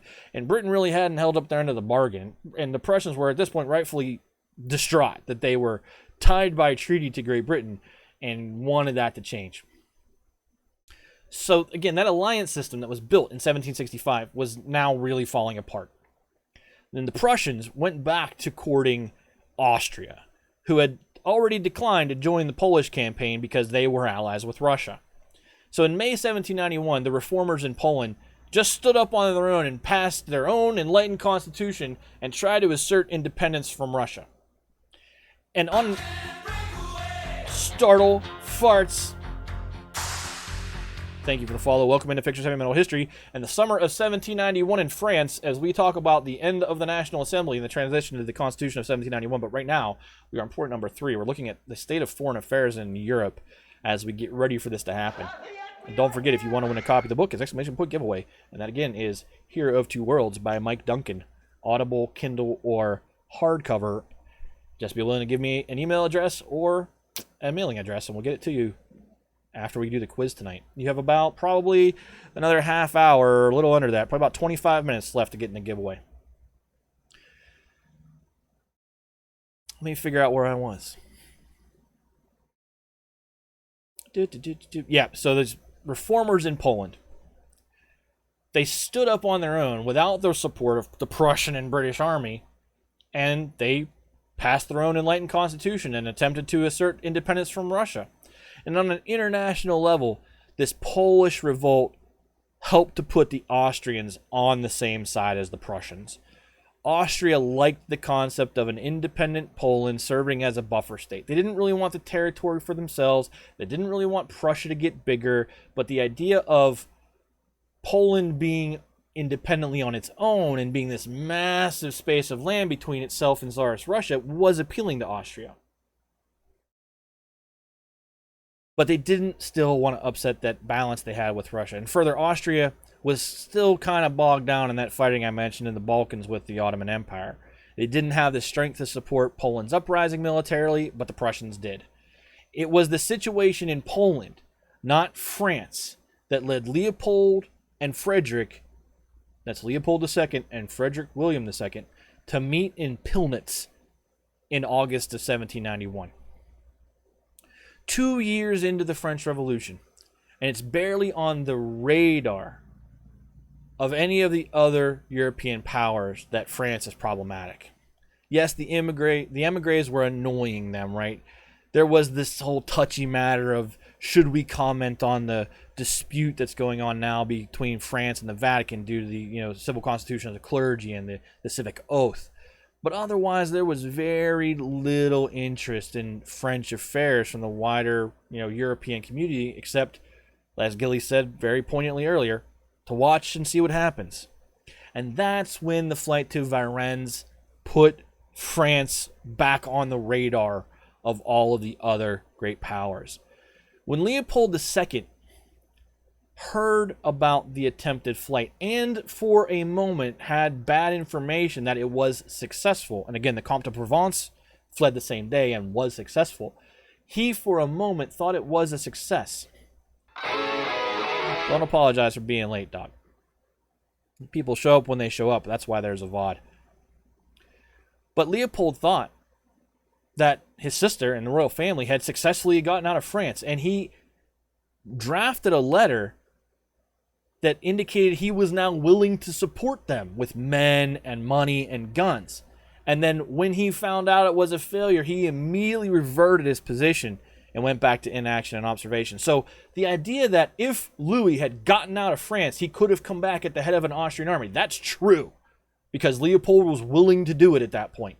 But when he didn't get out of France, Louis XVI, Leopold said, never mind. Now that you're stuck back in Paris, never mind all the support that I was just about to give you. Leopold did, however, feel like he should at least comment in some way on the plight of the royal family and his sister's honor, which, you can talk about Queen Marie Antoinette. One day we should just do an aside on the Diamond Necklace affair, which occurred back when Necker was in charge of things. It's a funny story, but her reputation really is not that relevant. No one liked her because she was Austrian. It's a good enough thing to say. Well, to do so without the monarchs could rightly be interpreted as invasion. He had to backtrack that. Yep. But again, Leopold II felt like he should at least comment on what was going on. It was his sister. So he puts forth a circular letter. And for those of you who don't know what the term circular letter means, it effectively means a widely published letter that ends up on the desks of many, many, many people. It's not a letter between two parties. It's a letter from one to many parties.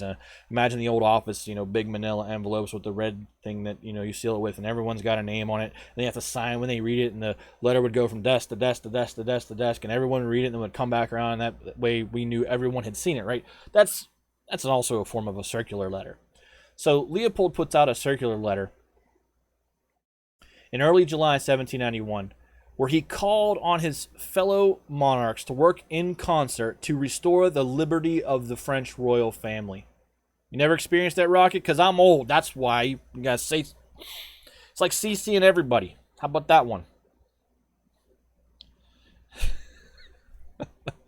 So the circular goes out in July 1791. Again, Leopold's encouraging the rest of the monarchs to do something, work together to restore the liberty of the French royal family. And however, and as expected, the only other nation who was signaling any sort of interest, and it was the Prussians. And Leopold again knew that the only reason that the Prussians and Frederick William II had any such interest in a project to restore the freedom of the French monarchy was to get as much territory as Prussia could out of the equation. So when Leopold and Frederick meet in Pillnitz in August 1791, it's to discuss Poland, but the two leaders carve out some time while they meet to write what is now known to history as the Declaration of Pillnitz. And on the surface, the declaration was blunt, and it stated that if the French revolutionaries further threatened the safety of the royal family, that Austria and Prussia would declare war and invade. So this is genuine saber rattling, right? It's, hey, look at us over here. We're not aloof to what's going on. But Leopold also covered his own tracks. He inserts a clause that kind of puts, not kind of, it does put lie to this surface meaning. And the clause said, only if the other European powers cooperated in cooperation would Austria and Prussia invade France. CF Live with the raid! If you are not following CF Live, he was playing with his band, Cat Food the Band, tonight from his second floor studio where he always streams from. CF also is the primary author of our BRB music. He is a long-standing supporter of the history streams. There's CF Live. CF, thank you for bringing in your group of music fans. I really appreciate you being here. What this is, for those of you coming in, is Fixer's Heavy Metal History. This is episode 13 of our deep dive into the French Revolution. Maggie, thanks for the resub. As always, appreciated. We're currently discussing the state of affairs in Europe in the summer of 1791 as the French National Assembly gets ready to hand over power to the new constitutional monarchy and the Legislative Assembly. And we are currently, diggity, 14 months at Tier 1. Fish, 10 months at Tier 1. Meggie at 6 months with a Twitch Prime sub. Thank you very much, everybody. Meggie with the gift sub. The gift subs to USMC Girl 97. And as always, subs benefit disabled American veterans. Again, we're going to hang out here and say thank you for a while. Diggity with the host as well. All of your bit subs and Streamloots pack buys benefit disabled American veterans. We take, after taxes, that revenue every month, and Tier 1 subs, bits, and Streamloots all go to Disabled American Veterans Serviceable Trust. We've donated close to $2,000 lifetime, and we're going to go past, I believe, $1,500 next month, year to date. So thank you all for your support. CF Live with the resub at 8 months, and we're now on a hype train for a while, so if you want to get emotes, feel free to download. Let this be the time to drop your bits. Lots of yo. Welcome in, Razor. It did work out perfectly. Thank you all. Thank you for the support. If you want to catch up on the Heavy Metal History series, there is a YouTube link down in my panels below that will take you to my YouTube channel, and there is a French Revolution playlist there where you can all the way back to episode 1.1, pick up with the broken regime, and bring yourself all the way forward to now and understand what brought about the scenarios and things we're talking about in the summer of 1791. But thank you very much all for being here. Yes, I'm excited about the Rocket uses the opportunity that I'm not actually relaying facts to chop off Gilly's head with the guillotine. Thank you. But as always, cheers, CF. Thank you for doing the BRB music, you and Max. I know you're working on something else that I asked you to work on. Extreme thanks for the support that you give this channel. You always talk about it during your streams, and I really appreciate it. Indeed, USMC Girl 97. I am a U.S. Air Force veteran. I was an OEF 01A, and so it's an important cause to me. So we work every week, and everything that we bring in here benefits veterans. So thank you all for being here. Gift subs, all that goes there. So I'm not saying hit a sub button or drop bits, but I don't keep it. But let's get back to what we're talking about, right? We talked about how Leopold II, in the wake of the flight of Varennes, signaled to the rest. Thanks for the follow, Sturm. See your name all the time. Thanks for officially making it official, my friend. But in the summer of 1791, in the wake of the flight of Iran, Leopold II, the Emperor of the Holy Roman Empire, put out a circular letter that said, hey, maybe the rest of the European powers should do something about, freeing the royal family. And the only interested party was Prussia. And they then met King Frederick William II of Prussia and Emperor Leopold II of Austria, the Habsburg Empire, and the Holy Roman Empire, who was the brother of Queen Marie Antoinette of France. They met and they put out the Pillnitz Declaration. Again, that meeting was about Poland. Bored and old. Thank you for the follow as well. That meeting at Pillnitz was again about Poland and what they were going to do there, but they put out this kind of side declaration, and that declaration said that if the French revolutionaries further threatened the safety of the royal family, that Austria and Prussia would declare war and invade. And then again, to bring us back to where we were, Leopold inserts that clause and said only if other European powers cooperate, in cooperation, then would Austria and Prussia invade France, which effectively neuters the declaration, right? Because in the history of everything of ever in Europe, the great powers of Europe have never jointly come together and done anything together, ever. So it gives credence. Maggie, thank you again for the gift sub. It gives credence to that, ninth grade social studies book narrative that, the monarchies of Europe went to war with France to save the monarchy, because on face value, the Declaration of Pillnitz supports that that theory. But underneath it, the paper was meaningless, right? Austria was in the middle of demobilizing now around 25,000 troops from that war I again mentioned in the Balkans with the Ottomans. And they had no intention of going to war with France. And you can see that in that secondary clause where Leopold knows that he's never going to get Prussia, Russia, Great Britain, and the Ottoman Empire to go to war together to save the French royal family. Yet a year later, from the point in time we are talking about right now, August, September 1791, in a year, Austria will be at war with revolutionary France. Having issued the circular letter and the Declaration of Pillnitz, both Prussia and Austria just stepped back and watched what effect it had on French domestic politics. And again, remember, the Declaration of Pillnitz is that first saber rattle. It says, hey, we are watching. The effects to them, Austria and Prussia, couldn't be clearer, right? Obviously, afraid of us bringing foreign intervention, the French elevated the Feuillants to power, suppressed the radical Republicans, inaugurated the Constitution of 1791, and this promised to the Austrian and Prussian eyes to leave France stable enough not to collapse into total anarchy, but too weak to threaten anybody else, which is really what the rest of Europe wanted, right? They didn't want France to just become this vacuum of power bomb on the Atlantic coast. They didn't want to get any stronger, and so they see the result of this tiny saber rattle as, look at what France just did. They ousted the 1789ers and put a moderate faction, the Feuillants, in charge, and look what the Feuillants doing. They're suppressing all these things that are causing riots. And that is that same bubble mentality of we don't really have the pulse of what's going on the ground, so all this looks great to Prussia and Austria from the outside, saying, they're taking care of it, we really don't have to do anything.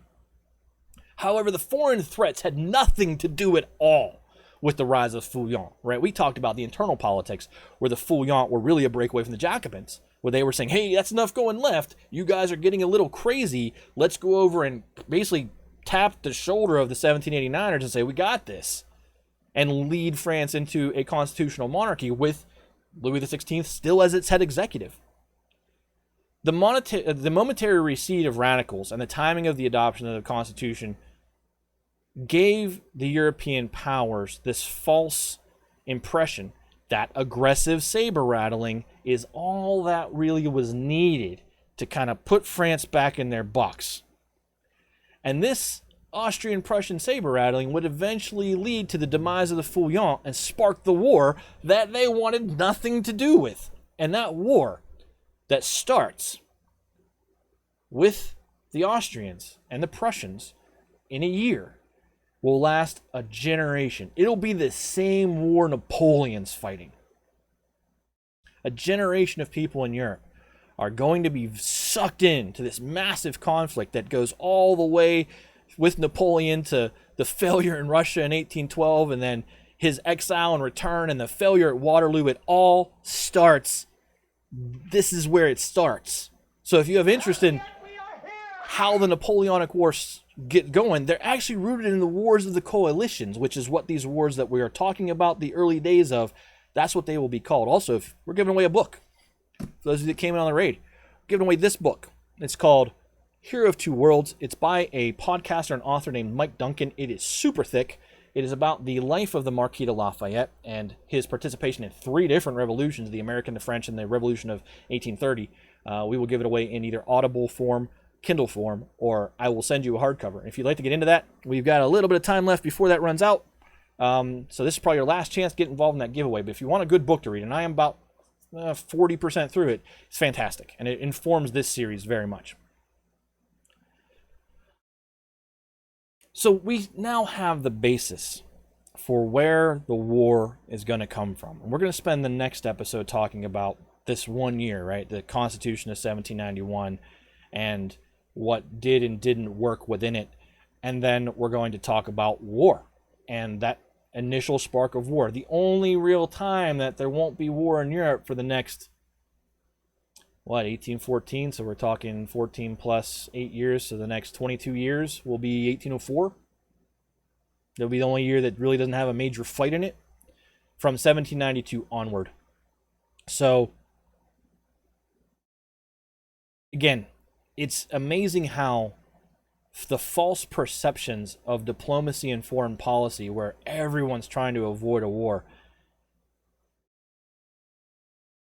is going to plunge the entire continent into it. If my global studies made 9th grade better, this would be it. Well, I'm glad you're enjoying yourself. We do this every Saturday night at 7 p.m. Eastern Time. We do have a running leaderboard for a quiz at the end to help encourage people to pay attention, where at the end of the series, I will give away some swag to probably the top 3 people on there. So hang out, and if you get some answers right, you get on a leaderboard, and we'll see where it goes from there.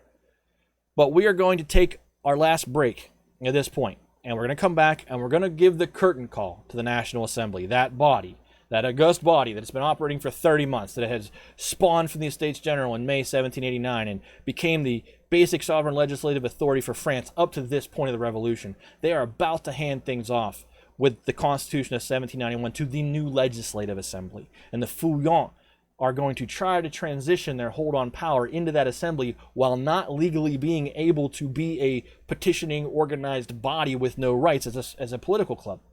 And we're going to see how that fails next week, and the Jacobins really start their rise to the Reign of Terror, which is actually going to coincide with, hey, we're at war. And there won't just be one war in France. There's going to be the exterior wars of the European powers. But we've also talked about the bubbling up in the Vendée, that region out there in western France where the really traditional Orthodox Catholics are not happy with what has happened with the civil constitution of the clergy and the civic oath. And there's going to be a civil war inside France.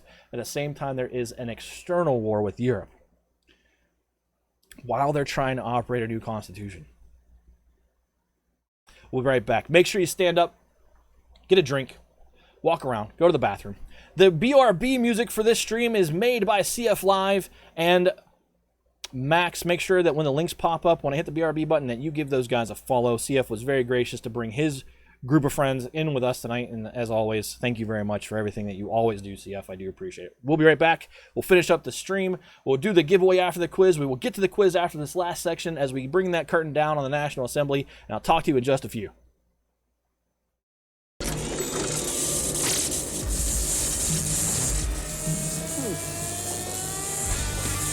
Gentlemen, we're history.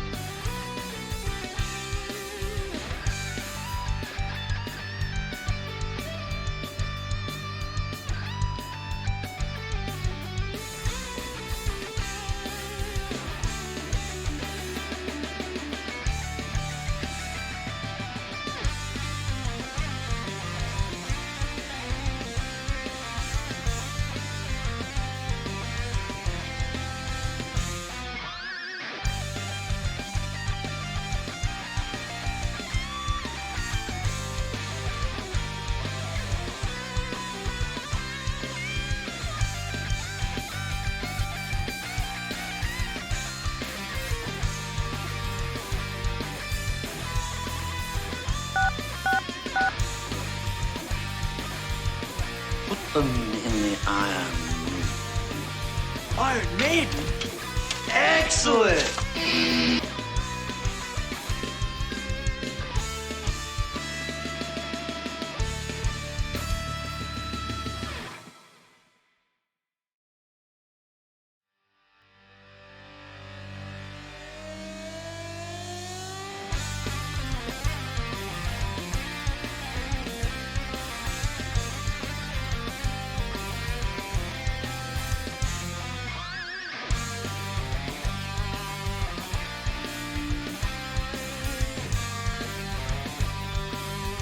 Let's rock!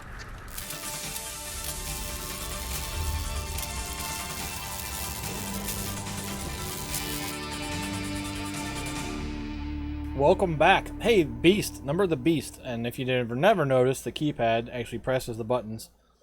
That one dials 666 with the right TF tone because I'm super detail oriented.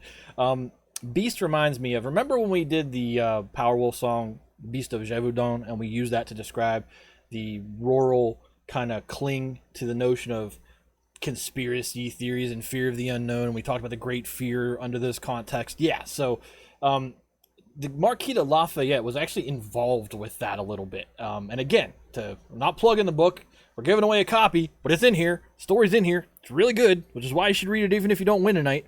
But when Lafayette was young, he lost his father, and he actually became the head of the household at like age 6, right? He became the Marquis de Lafayette, inherited that title at like age 6. And at age 9, Lafayette was, in charge of things. And that's when the Beast of Gévaudan was happening in France. And he felt an obligation as the lord and protector of his serfs, of the people around him, that he went and led an expedition to find it. So, to give you I didn't know that at all. I had no concept that was in Lafayette's past, and at 9 years old. Seriously, it's a great story, and it's like in the first 2 chapters of the book. And I read that when I first started reading the book. I was like, man, I wish I had known that when we went and did that, because we often feature music on the stream, even though whatever, blah blah blah, Twitch. We don't make money here, so we're doing it under the concept of fair use. But we did show the Powerwolf song Beast of Gévaudan, which is that story. And, it's a really great story about Lafayette that's in this book. And if you read it and have been a watcher of this series thus far, there's going to be all these times where you're going to be like, oh man, I remember that. And that's one of those things. It's just, again, it's a fantastic book. It's just, I wanted to mention it at some point tonight, and it kind of slipped my mind. And then, thank you very much, Fletch, for playing Number of the Beast as a channel point reward, because it reminded me to say, oh yeah, mention that story about Beast of Gévaudan. Well, we're going to bring the curtain down on the National Assembly. You are running out of time, by the way, if you want to get in on that giveaway. We are super close. Probably within 5 minutes, the giveaway will auto-end. So this is your last opportunity to get in on the giveaway for the book. I'm not going to mention it again. The timer probably will fire one more time. And I actually will disable that timer now, because this is your last shot. If you haven't gotten in the giveaway and you came in, we are going to turn that reminder off so that it doesn't play anymore. And we're going to bring the curtain down on the National Assembly. So the National Assembly, right? The National Assembly has been a part of our series narrative for a very long time now, right?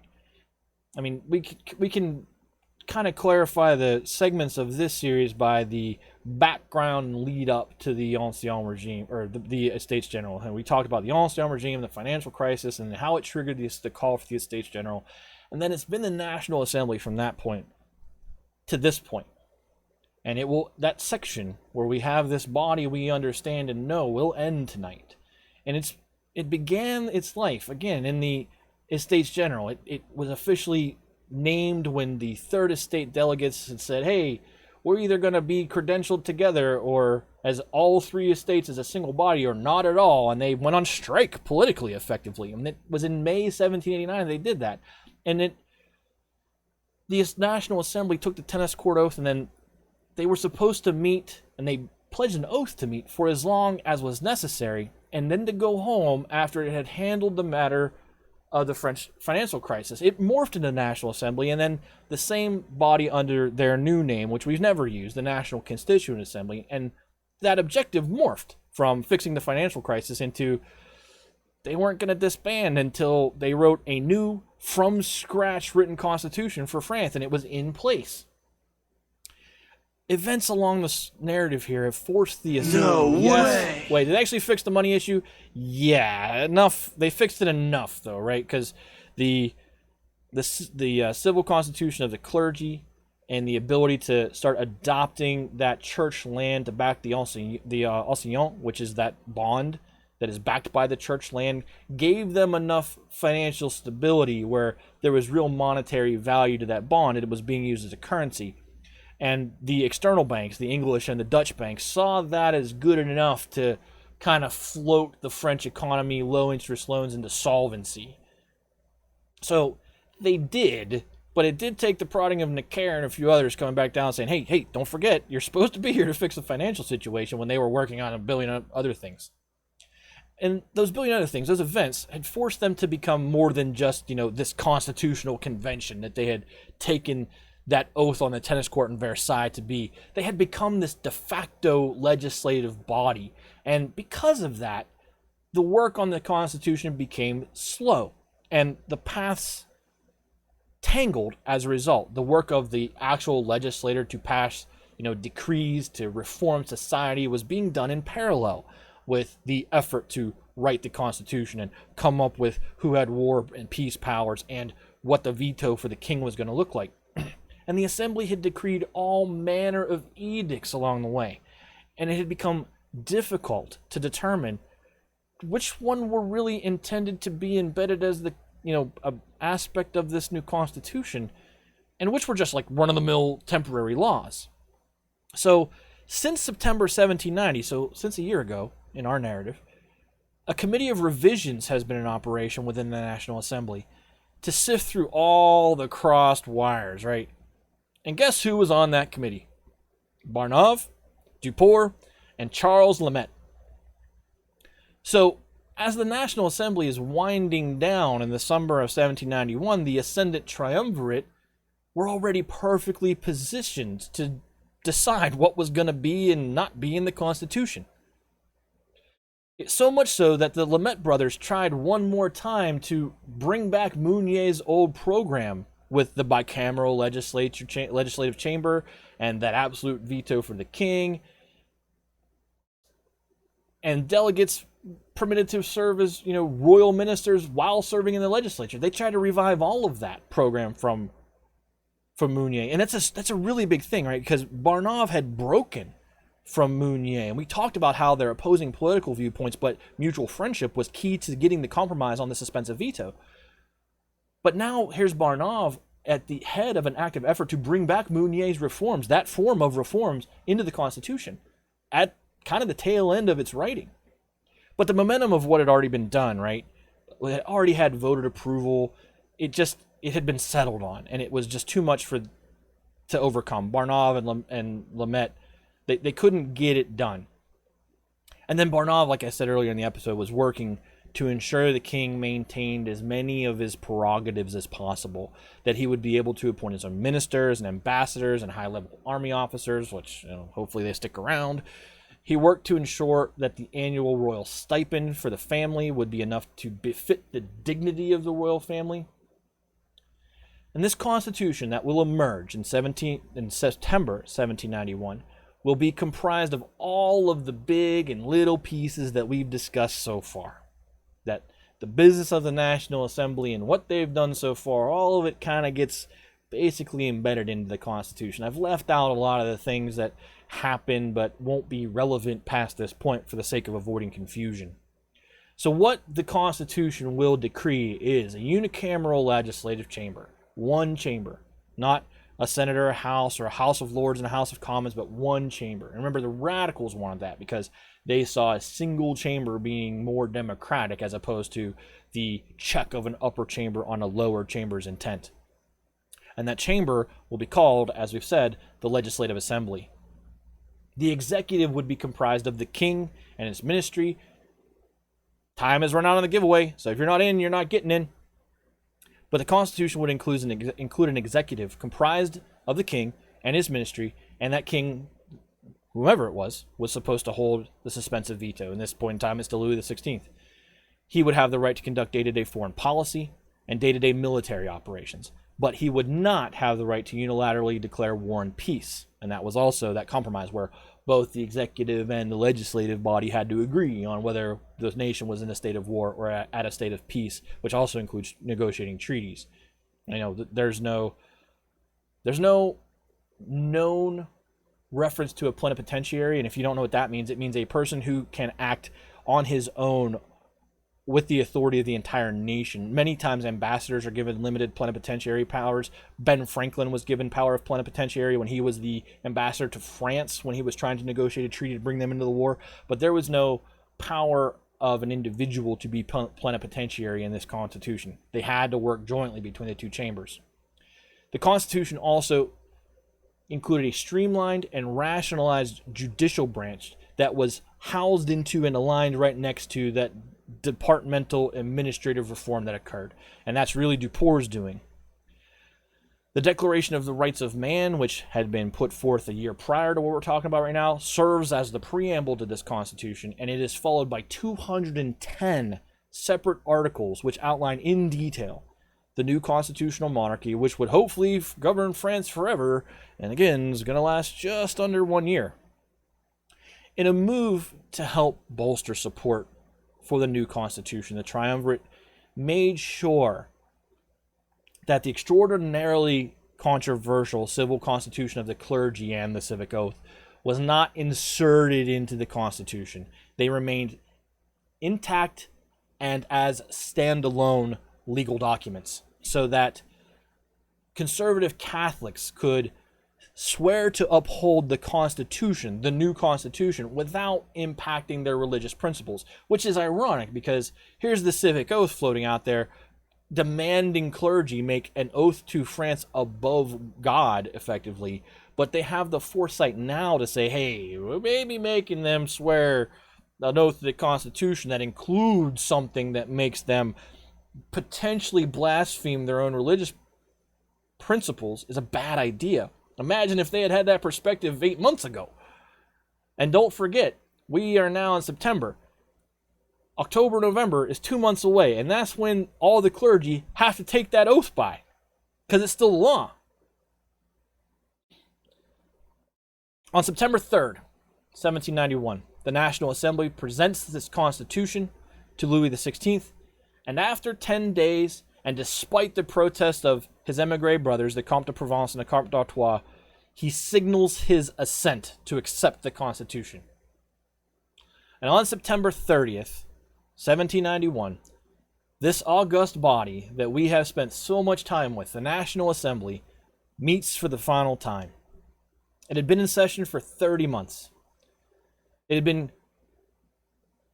the driving force in completely upending the Ancien regime and drafted its replacement. The delegates that had joined it and formed it and run it had largely started as political newcomers and ended their time in the National Assembly as utterly exhausted, seasoned political operatives. They had unilaterally declared themselves the sovereign representative body of the nation without any law or document or precedent. They had abolished feudalism. They had completely reorganized the administrative structure of the entire country. That whole lines, everywhere is lines that we couldn't understand and just looked at and were like, how did this function when we reviewed it during the broken regime? They just fixed all of that. They had demolished institutions and abuses that had been an anchor on France's progress for centuries. There were no more venal offices, no more lettres de cachet, no salt tax, the gobel, no forced labor. Was that the courrier? The corbel? There's a word for that and I can't remember it. But no forced labor or feudal dues. No forced customs evasions, or 100 of other lines that crisscross France to create that nightmare of judicial, fiscal, and even theological bureaucracy. There were no more special courts. You couldn't pay for and staff your own court to get what you wanted. They produced the first written constitution for France in its history. And France truly was being left in a better place than when the National Assembly had taken over things. It really was. They had made mistakes along the way. But the National Assembly had done far more good than harm. And now it was time for them to all lay down the burden of being a delegate. All of them. All of them at the same time. Leaving no one who had worked on this Constitution behind to defend it in the Legislative Assembly. Wait, there's the reaction I wanted from that line. Because back in May 1791, Robespierre made his first really meaningful contribution to the course of the revolution by convincing his fellow delegates to sign off on a self-denying decree, which precluded all of them from running for election in the first session of the Legislative Assembly. So the entire National Assembly and everybody with all this experience was barred from running for election in the National Assembly. It was designed to signal that spirit of Cincinnatus, that relinquishing of power of Roman dictators, that the National Assembly were truly comprised of virtuous citizens, and they were not interested in the acquisition of power individually. And in the end, as chat can already tell, it was a horrible idea. The new delegates of the Legislative Assembly would have zero incentive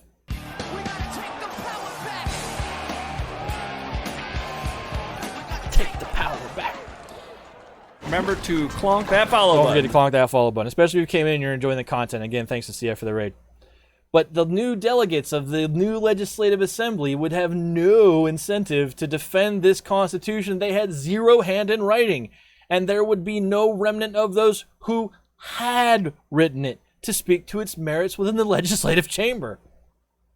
Not one single man who had a hand in crafting the Constitution of 1791 would be present in government to defend it from the legislative side.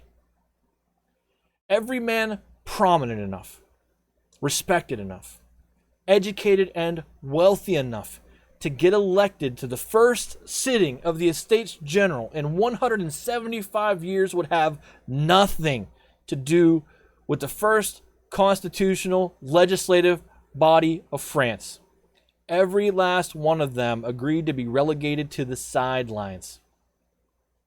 Who would replace them? Who's going to be in this new Legislative Assembly that we're going to talk about next week? You're going to be shocked by some of the names that get in there. Well, I'll get to your question in a second. Well, I will do it right now. What was the reason Robespierre was wanting to do this? Remember how we talked about the Triumvirate was really uneasy with Robespierre's drive? Robespierre is driven by the concept of virtue, and he sees the action as one driven by virtue, right? Where come back in the second session, and these guys can be right back involved in it if they want to be, but we need to be like Cincinnatus was. And if you don't know who Cincinnatus was, he's a famous Roman dictator who put down his plow, picked up his sword, led Rome in its early days of a republic to defend the nation, and then after he had swatted down Rome's enemies, he put his sword down, returned power to the Senate, and went back to being a farmer. George Washington's often compared to Cincinnatus in that regard, where there was a period of time where George Washington, there was an active movement within the Continental Army to say, hey, wouldn't it be just better at this point if we had a military dictator like the Romans did? And Washington himself was the one who said, probably, but no, because that's not good. That's not right. That's not what the people want. And he never took advantage of being in that position of power. The whole Tyrant DLC for Assassin's Creed 3 is built around what if George Washington had done that. So the idea from Robespierre is we all need to be like Cincinnatus. And I believe that was his intent in getting people to do this, because he was driven. He was a weird guy. And you're going to see how weird. But Robespierre was a weird guy. He didn't drink wine. He drank milk. Like I said, when we talked about him and Desmoulins at the when they were getting educated, it didn't operate in the same social circles because Robespierre didn't have a social circle. He was just a driven student. And it's this idea of virtue that drives Robespierre to do this, and he convinces the rest of these, erudite, educated Enlightenment guys who'd all kind of grown up on the Greek and Roman classics, and the idea of Cicero and those individuals. He convinces them all of the virtue in doing this, and they don't think past that. They don't go, "Oh, wait a minute, who's gonna defend the Constitution?" They just assumed it was going to be accepted. So who's going to replace them? Well, those who were not prominent enough, or respected enough, or wealthy enough to get elected to the Estates General. Those who had learned on the street and in the political clubs of the day that entirely new and different brand of revolutionary politics that the centrists that were putting down the National Assembly were so very afraid of. Oh boy, indeed. So, next week, we're going to find out what happens when this new roster of legislative delegates takes over control of the future of France. And you better believe that this means that the course of the revolution, which had been so steadied onto the status quo by the careful action of the Society of 1789 and the Triumvirate and the Feuillants in the last day of the National Assembly, is going to take a really sharp turn to the left and go to places you cannot even imagine once the Jacobins truly grab power. Because remember, the Feuillants are going to abide by that decree that says social or political clubs cannot group petition the government. They cannot send delegations to the government. They have no individual rights. The Feuillants are going to agree to operate that way and revert to a social club, whereas the Cordeliers and the Jacobins are like, nah, and they're going to go right back to rebuilding their base of power. Robespierre at the head of it in the Jacobins. They replaced the entirety of France's leadership in a moment. Yep, with the exception of the king, who, remember, no one believes that he didn't run for it. The people who were defending that, the people who were defending that narrative, right? The people who were defending the fiction that the king didn't run are gone. They stepped out. And the people who step in have no incentive to continue to present that fiction as truth. So that's what we're going to talk about next week. We're going to get to the quiz for tonight. If you're new, came in on the raid, we do a quiz at the end of every episode. And here we go. The quiz is, I think it's more than 10 questions tonight.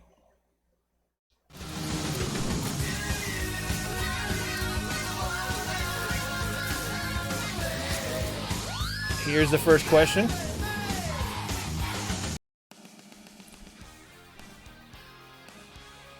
You guys ready? Here we go. Who was the former Paris Parlement member, the founder of Society of 30, delegate to the National Assembly, who is now a leader of the Feuillants? Adrien Duport. Gilly gets it.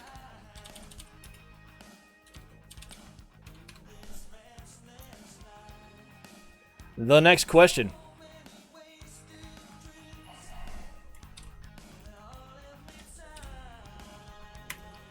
From where does the name Feuillant derive?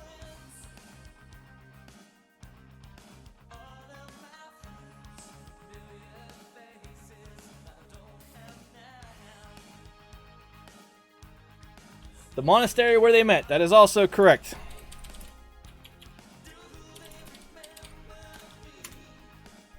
Yep, we're not picky about spelling.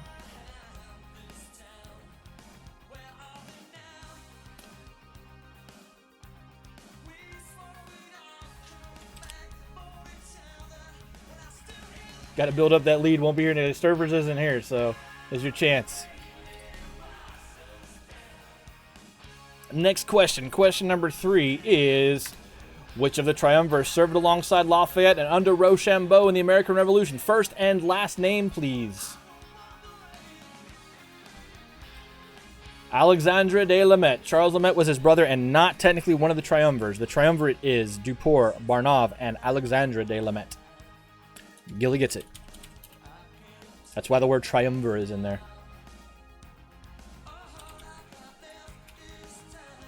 Because I was like, well, they could answer both if I don't put triumvir in there, and they'd both be right.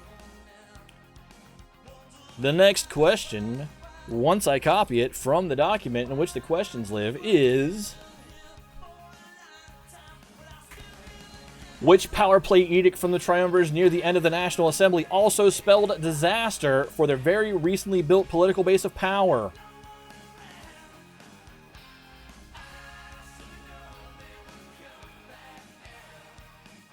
Clubs are now social is a good way to summarize it. Not allowed to petition, well, not to be delegates, that part's not accurate, but clubs are now social. The edict stating that political clubs had no legal rights, were not allowed to petition the government or formed organized delegations, was the edict that was a power play from the Triumvirs to try to stifle the growth of the radical clubs, and it backfired because they would be the only club that actually paid attention to the edict. So Gilly again gets it.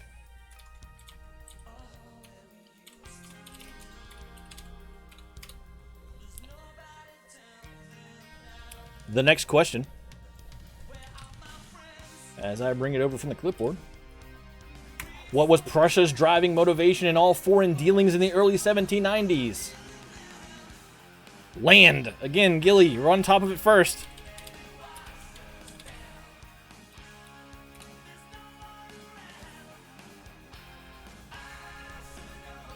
The next question is... Look at that. Permacorp finally gets somebody. Which nation backed out on Prussia when they were about to invade Poland in 1791? Britain. Gilly again.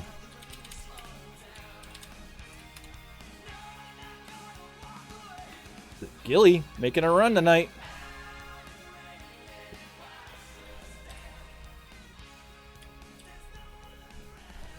The next question.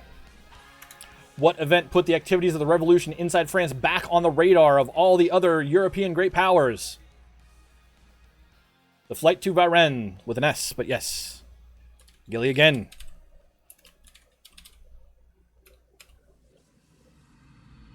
Gilly at now 29. Sturf is now behind him by 10. We have 3 questions left before we draw the winner for the book. So stick around if you're in there, otherwise I'm gonna nag you in a DM anyway, but stick around and make sure you find out if you're the winner. The next question. When did the National Assembly come into existence? The month and year, please.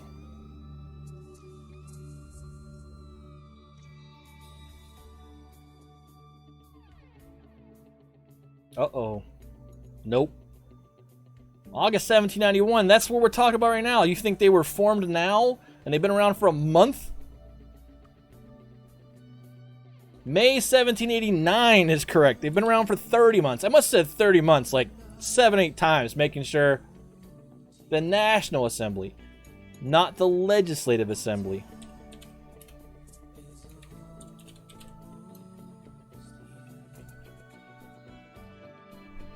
Rocket adds 1 to her total. You fooled me with your wording. I'm sorry, Gilly. My clean sweep. Next question. How many distinct articles would be contained in the Constitution of 1791, not counting the preamble? 210. Rocket starting to feel a little bit of pressure getting back in on the questions here. Even though she's still ahead by like 30.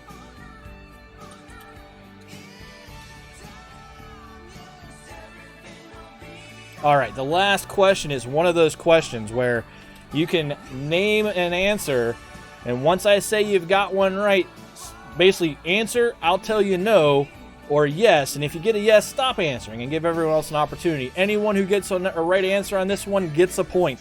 And this is the last question of the night. Name one accomplishment of the National Assembly. Answer only once. Once you do get one, do not answer again or you will lose your point.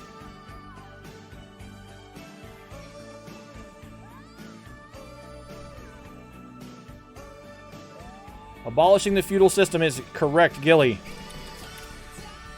Financial solvency, that's fair. Not on my list, but that is an answer.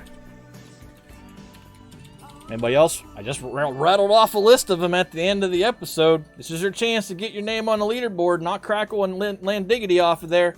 Become famous.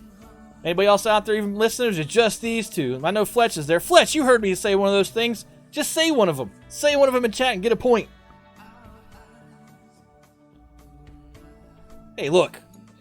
Gotta have some levity at the end of a 2-hour diatribe on history.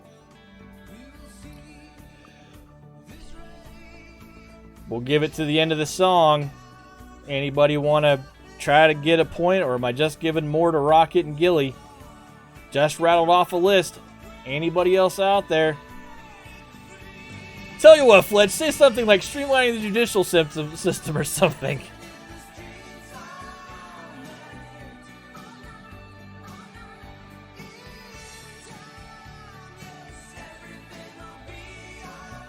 All right. Oh, Fletch got one!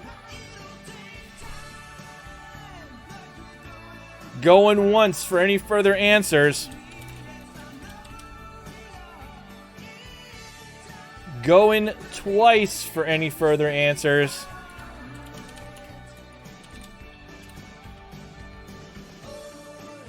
Done. No further answers. So, Gilly.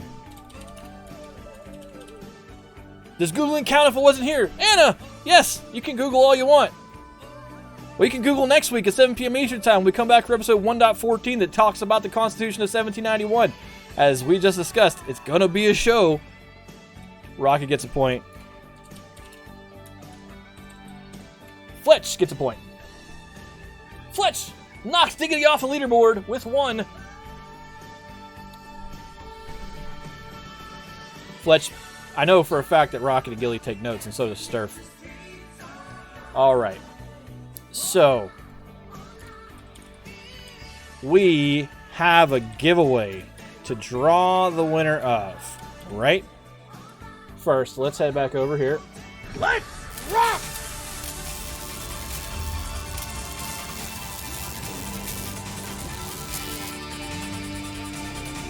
So here we are.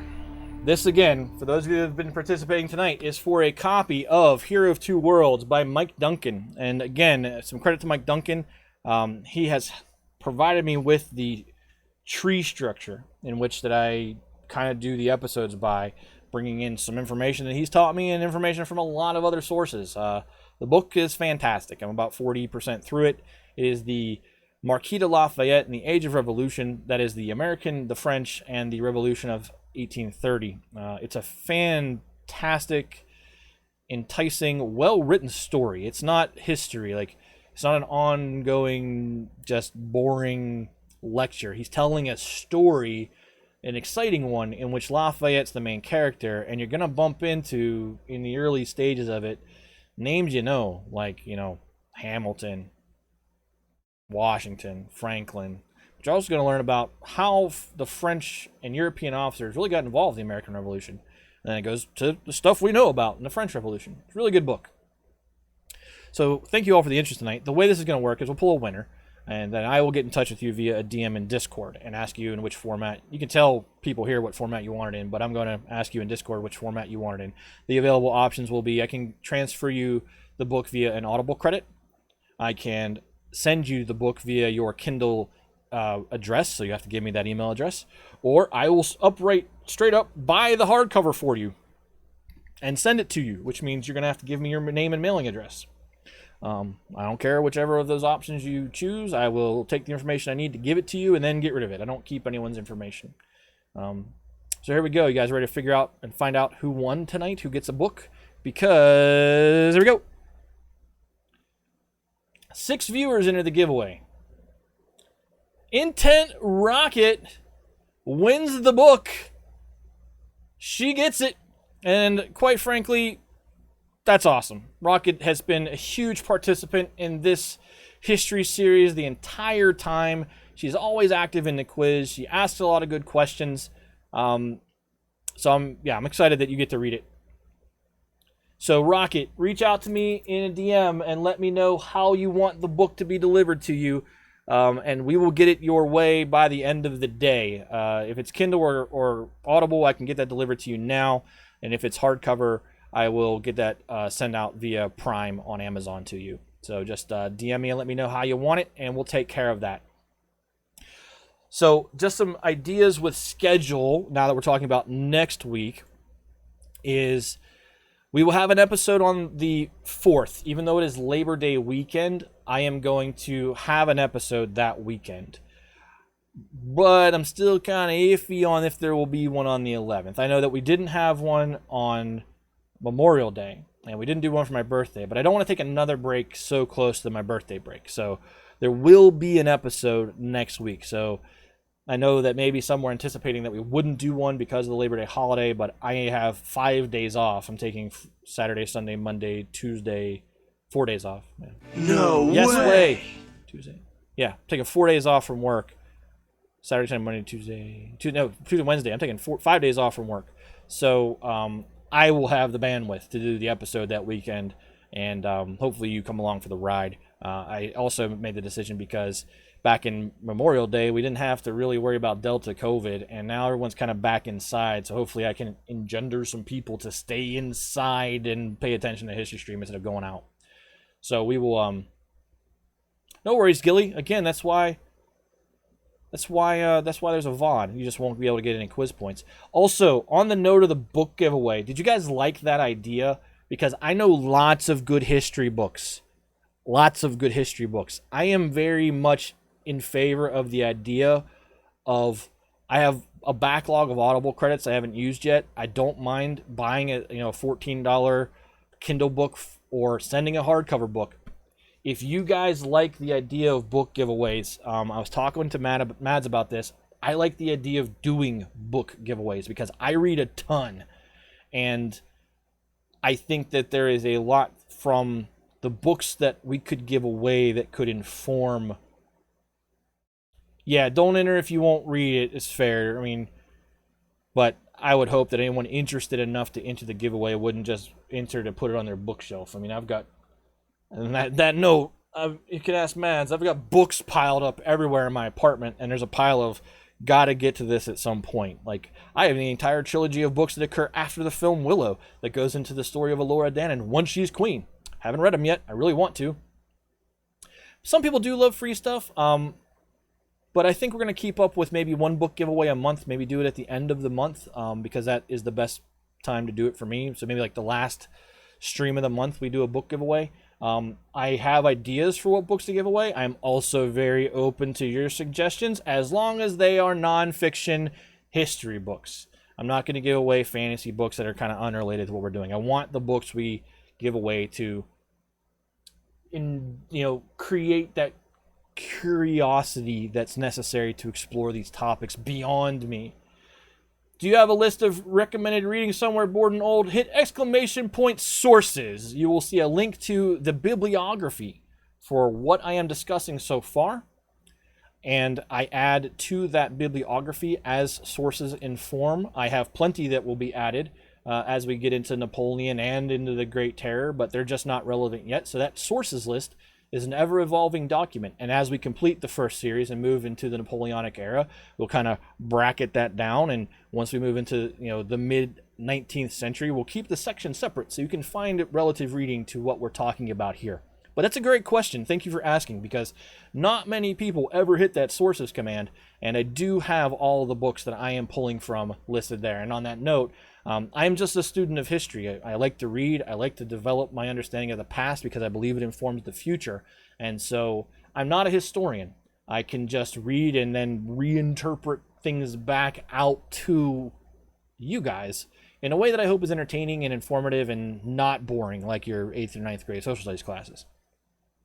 But on that note, we are going to get out of here for the night. I really appreciate everyone being here. Let me go see who is out there streaming right now. We'll take suggestions because do not want to go and raid someone who's playing Apex.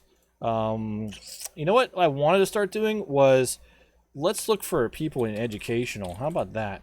Education. Let's learn about gambling. That's not what I want to do. Clown and Civil are all you got. Yeah, Clown's playing Apex. Reach out and touch someone. If you didn't notice with that one dials, Fletch, it's 867-530-9. That's the dial pad for that one. If you never noticed that, they do press the buttons as you dial it. Yes, I'm excited about this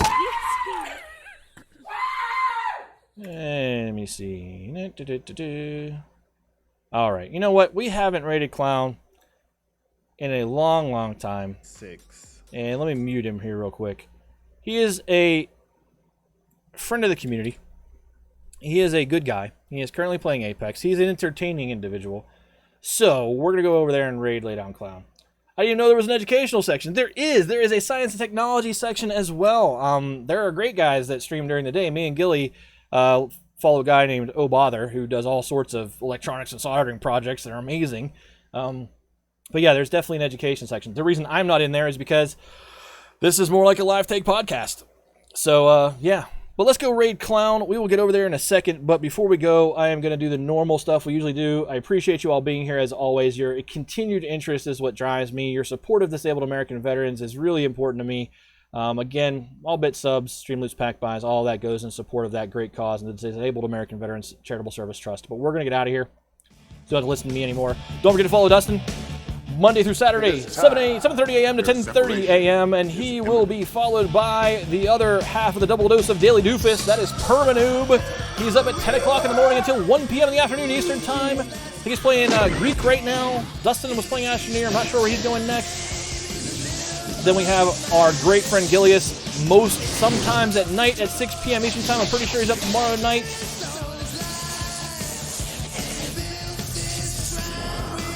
There is Rocket Tuesday, Thursday afternoons, and then Saturday mornings after Dustin. She was playing Persona 5 today. I lurked that stream without understanding what the heck's going on in it because Persona is confusing. Our other great friend Sturfers, Monday, Wednesday, Friday nights at 7:30 p.m. Eastern Time-ish. And if she's late, she owes you a bean that makes her nauseous. So make sure you show up early and see your kind of puke. And then our great friend Omega Jake streaming for Extra Life. He's raised over $10,000 this year to buy a NICU monitor for Beaumont Children's Hospital. He's on hiatus until Christmas as he goes back to school. But drop a follow. I'm out of here. Thank you all for being here. Let's go raid Clown.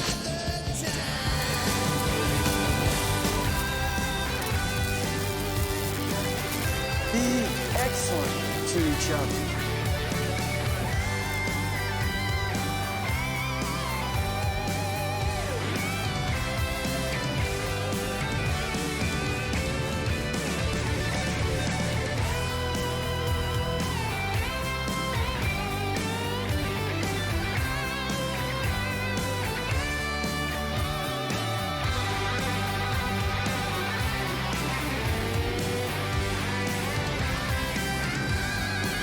Go yourself.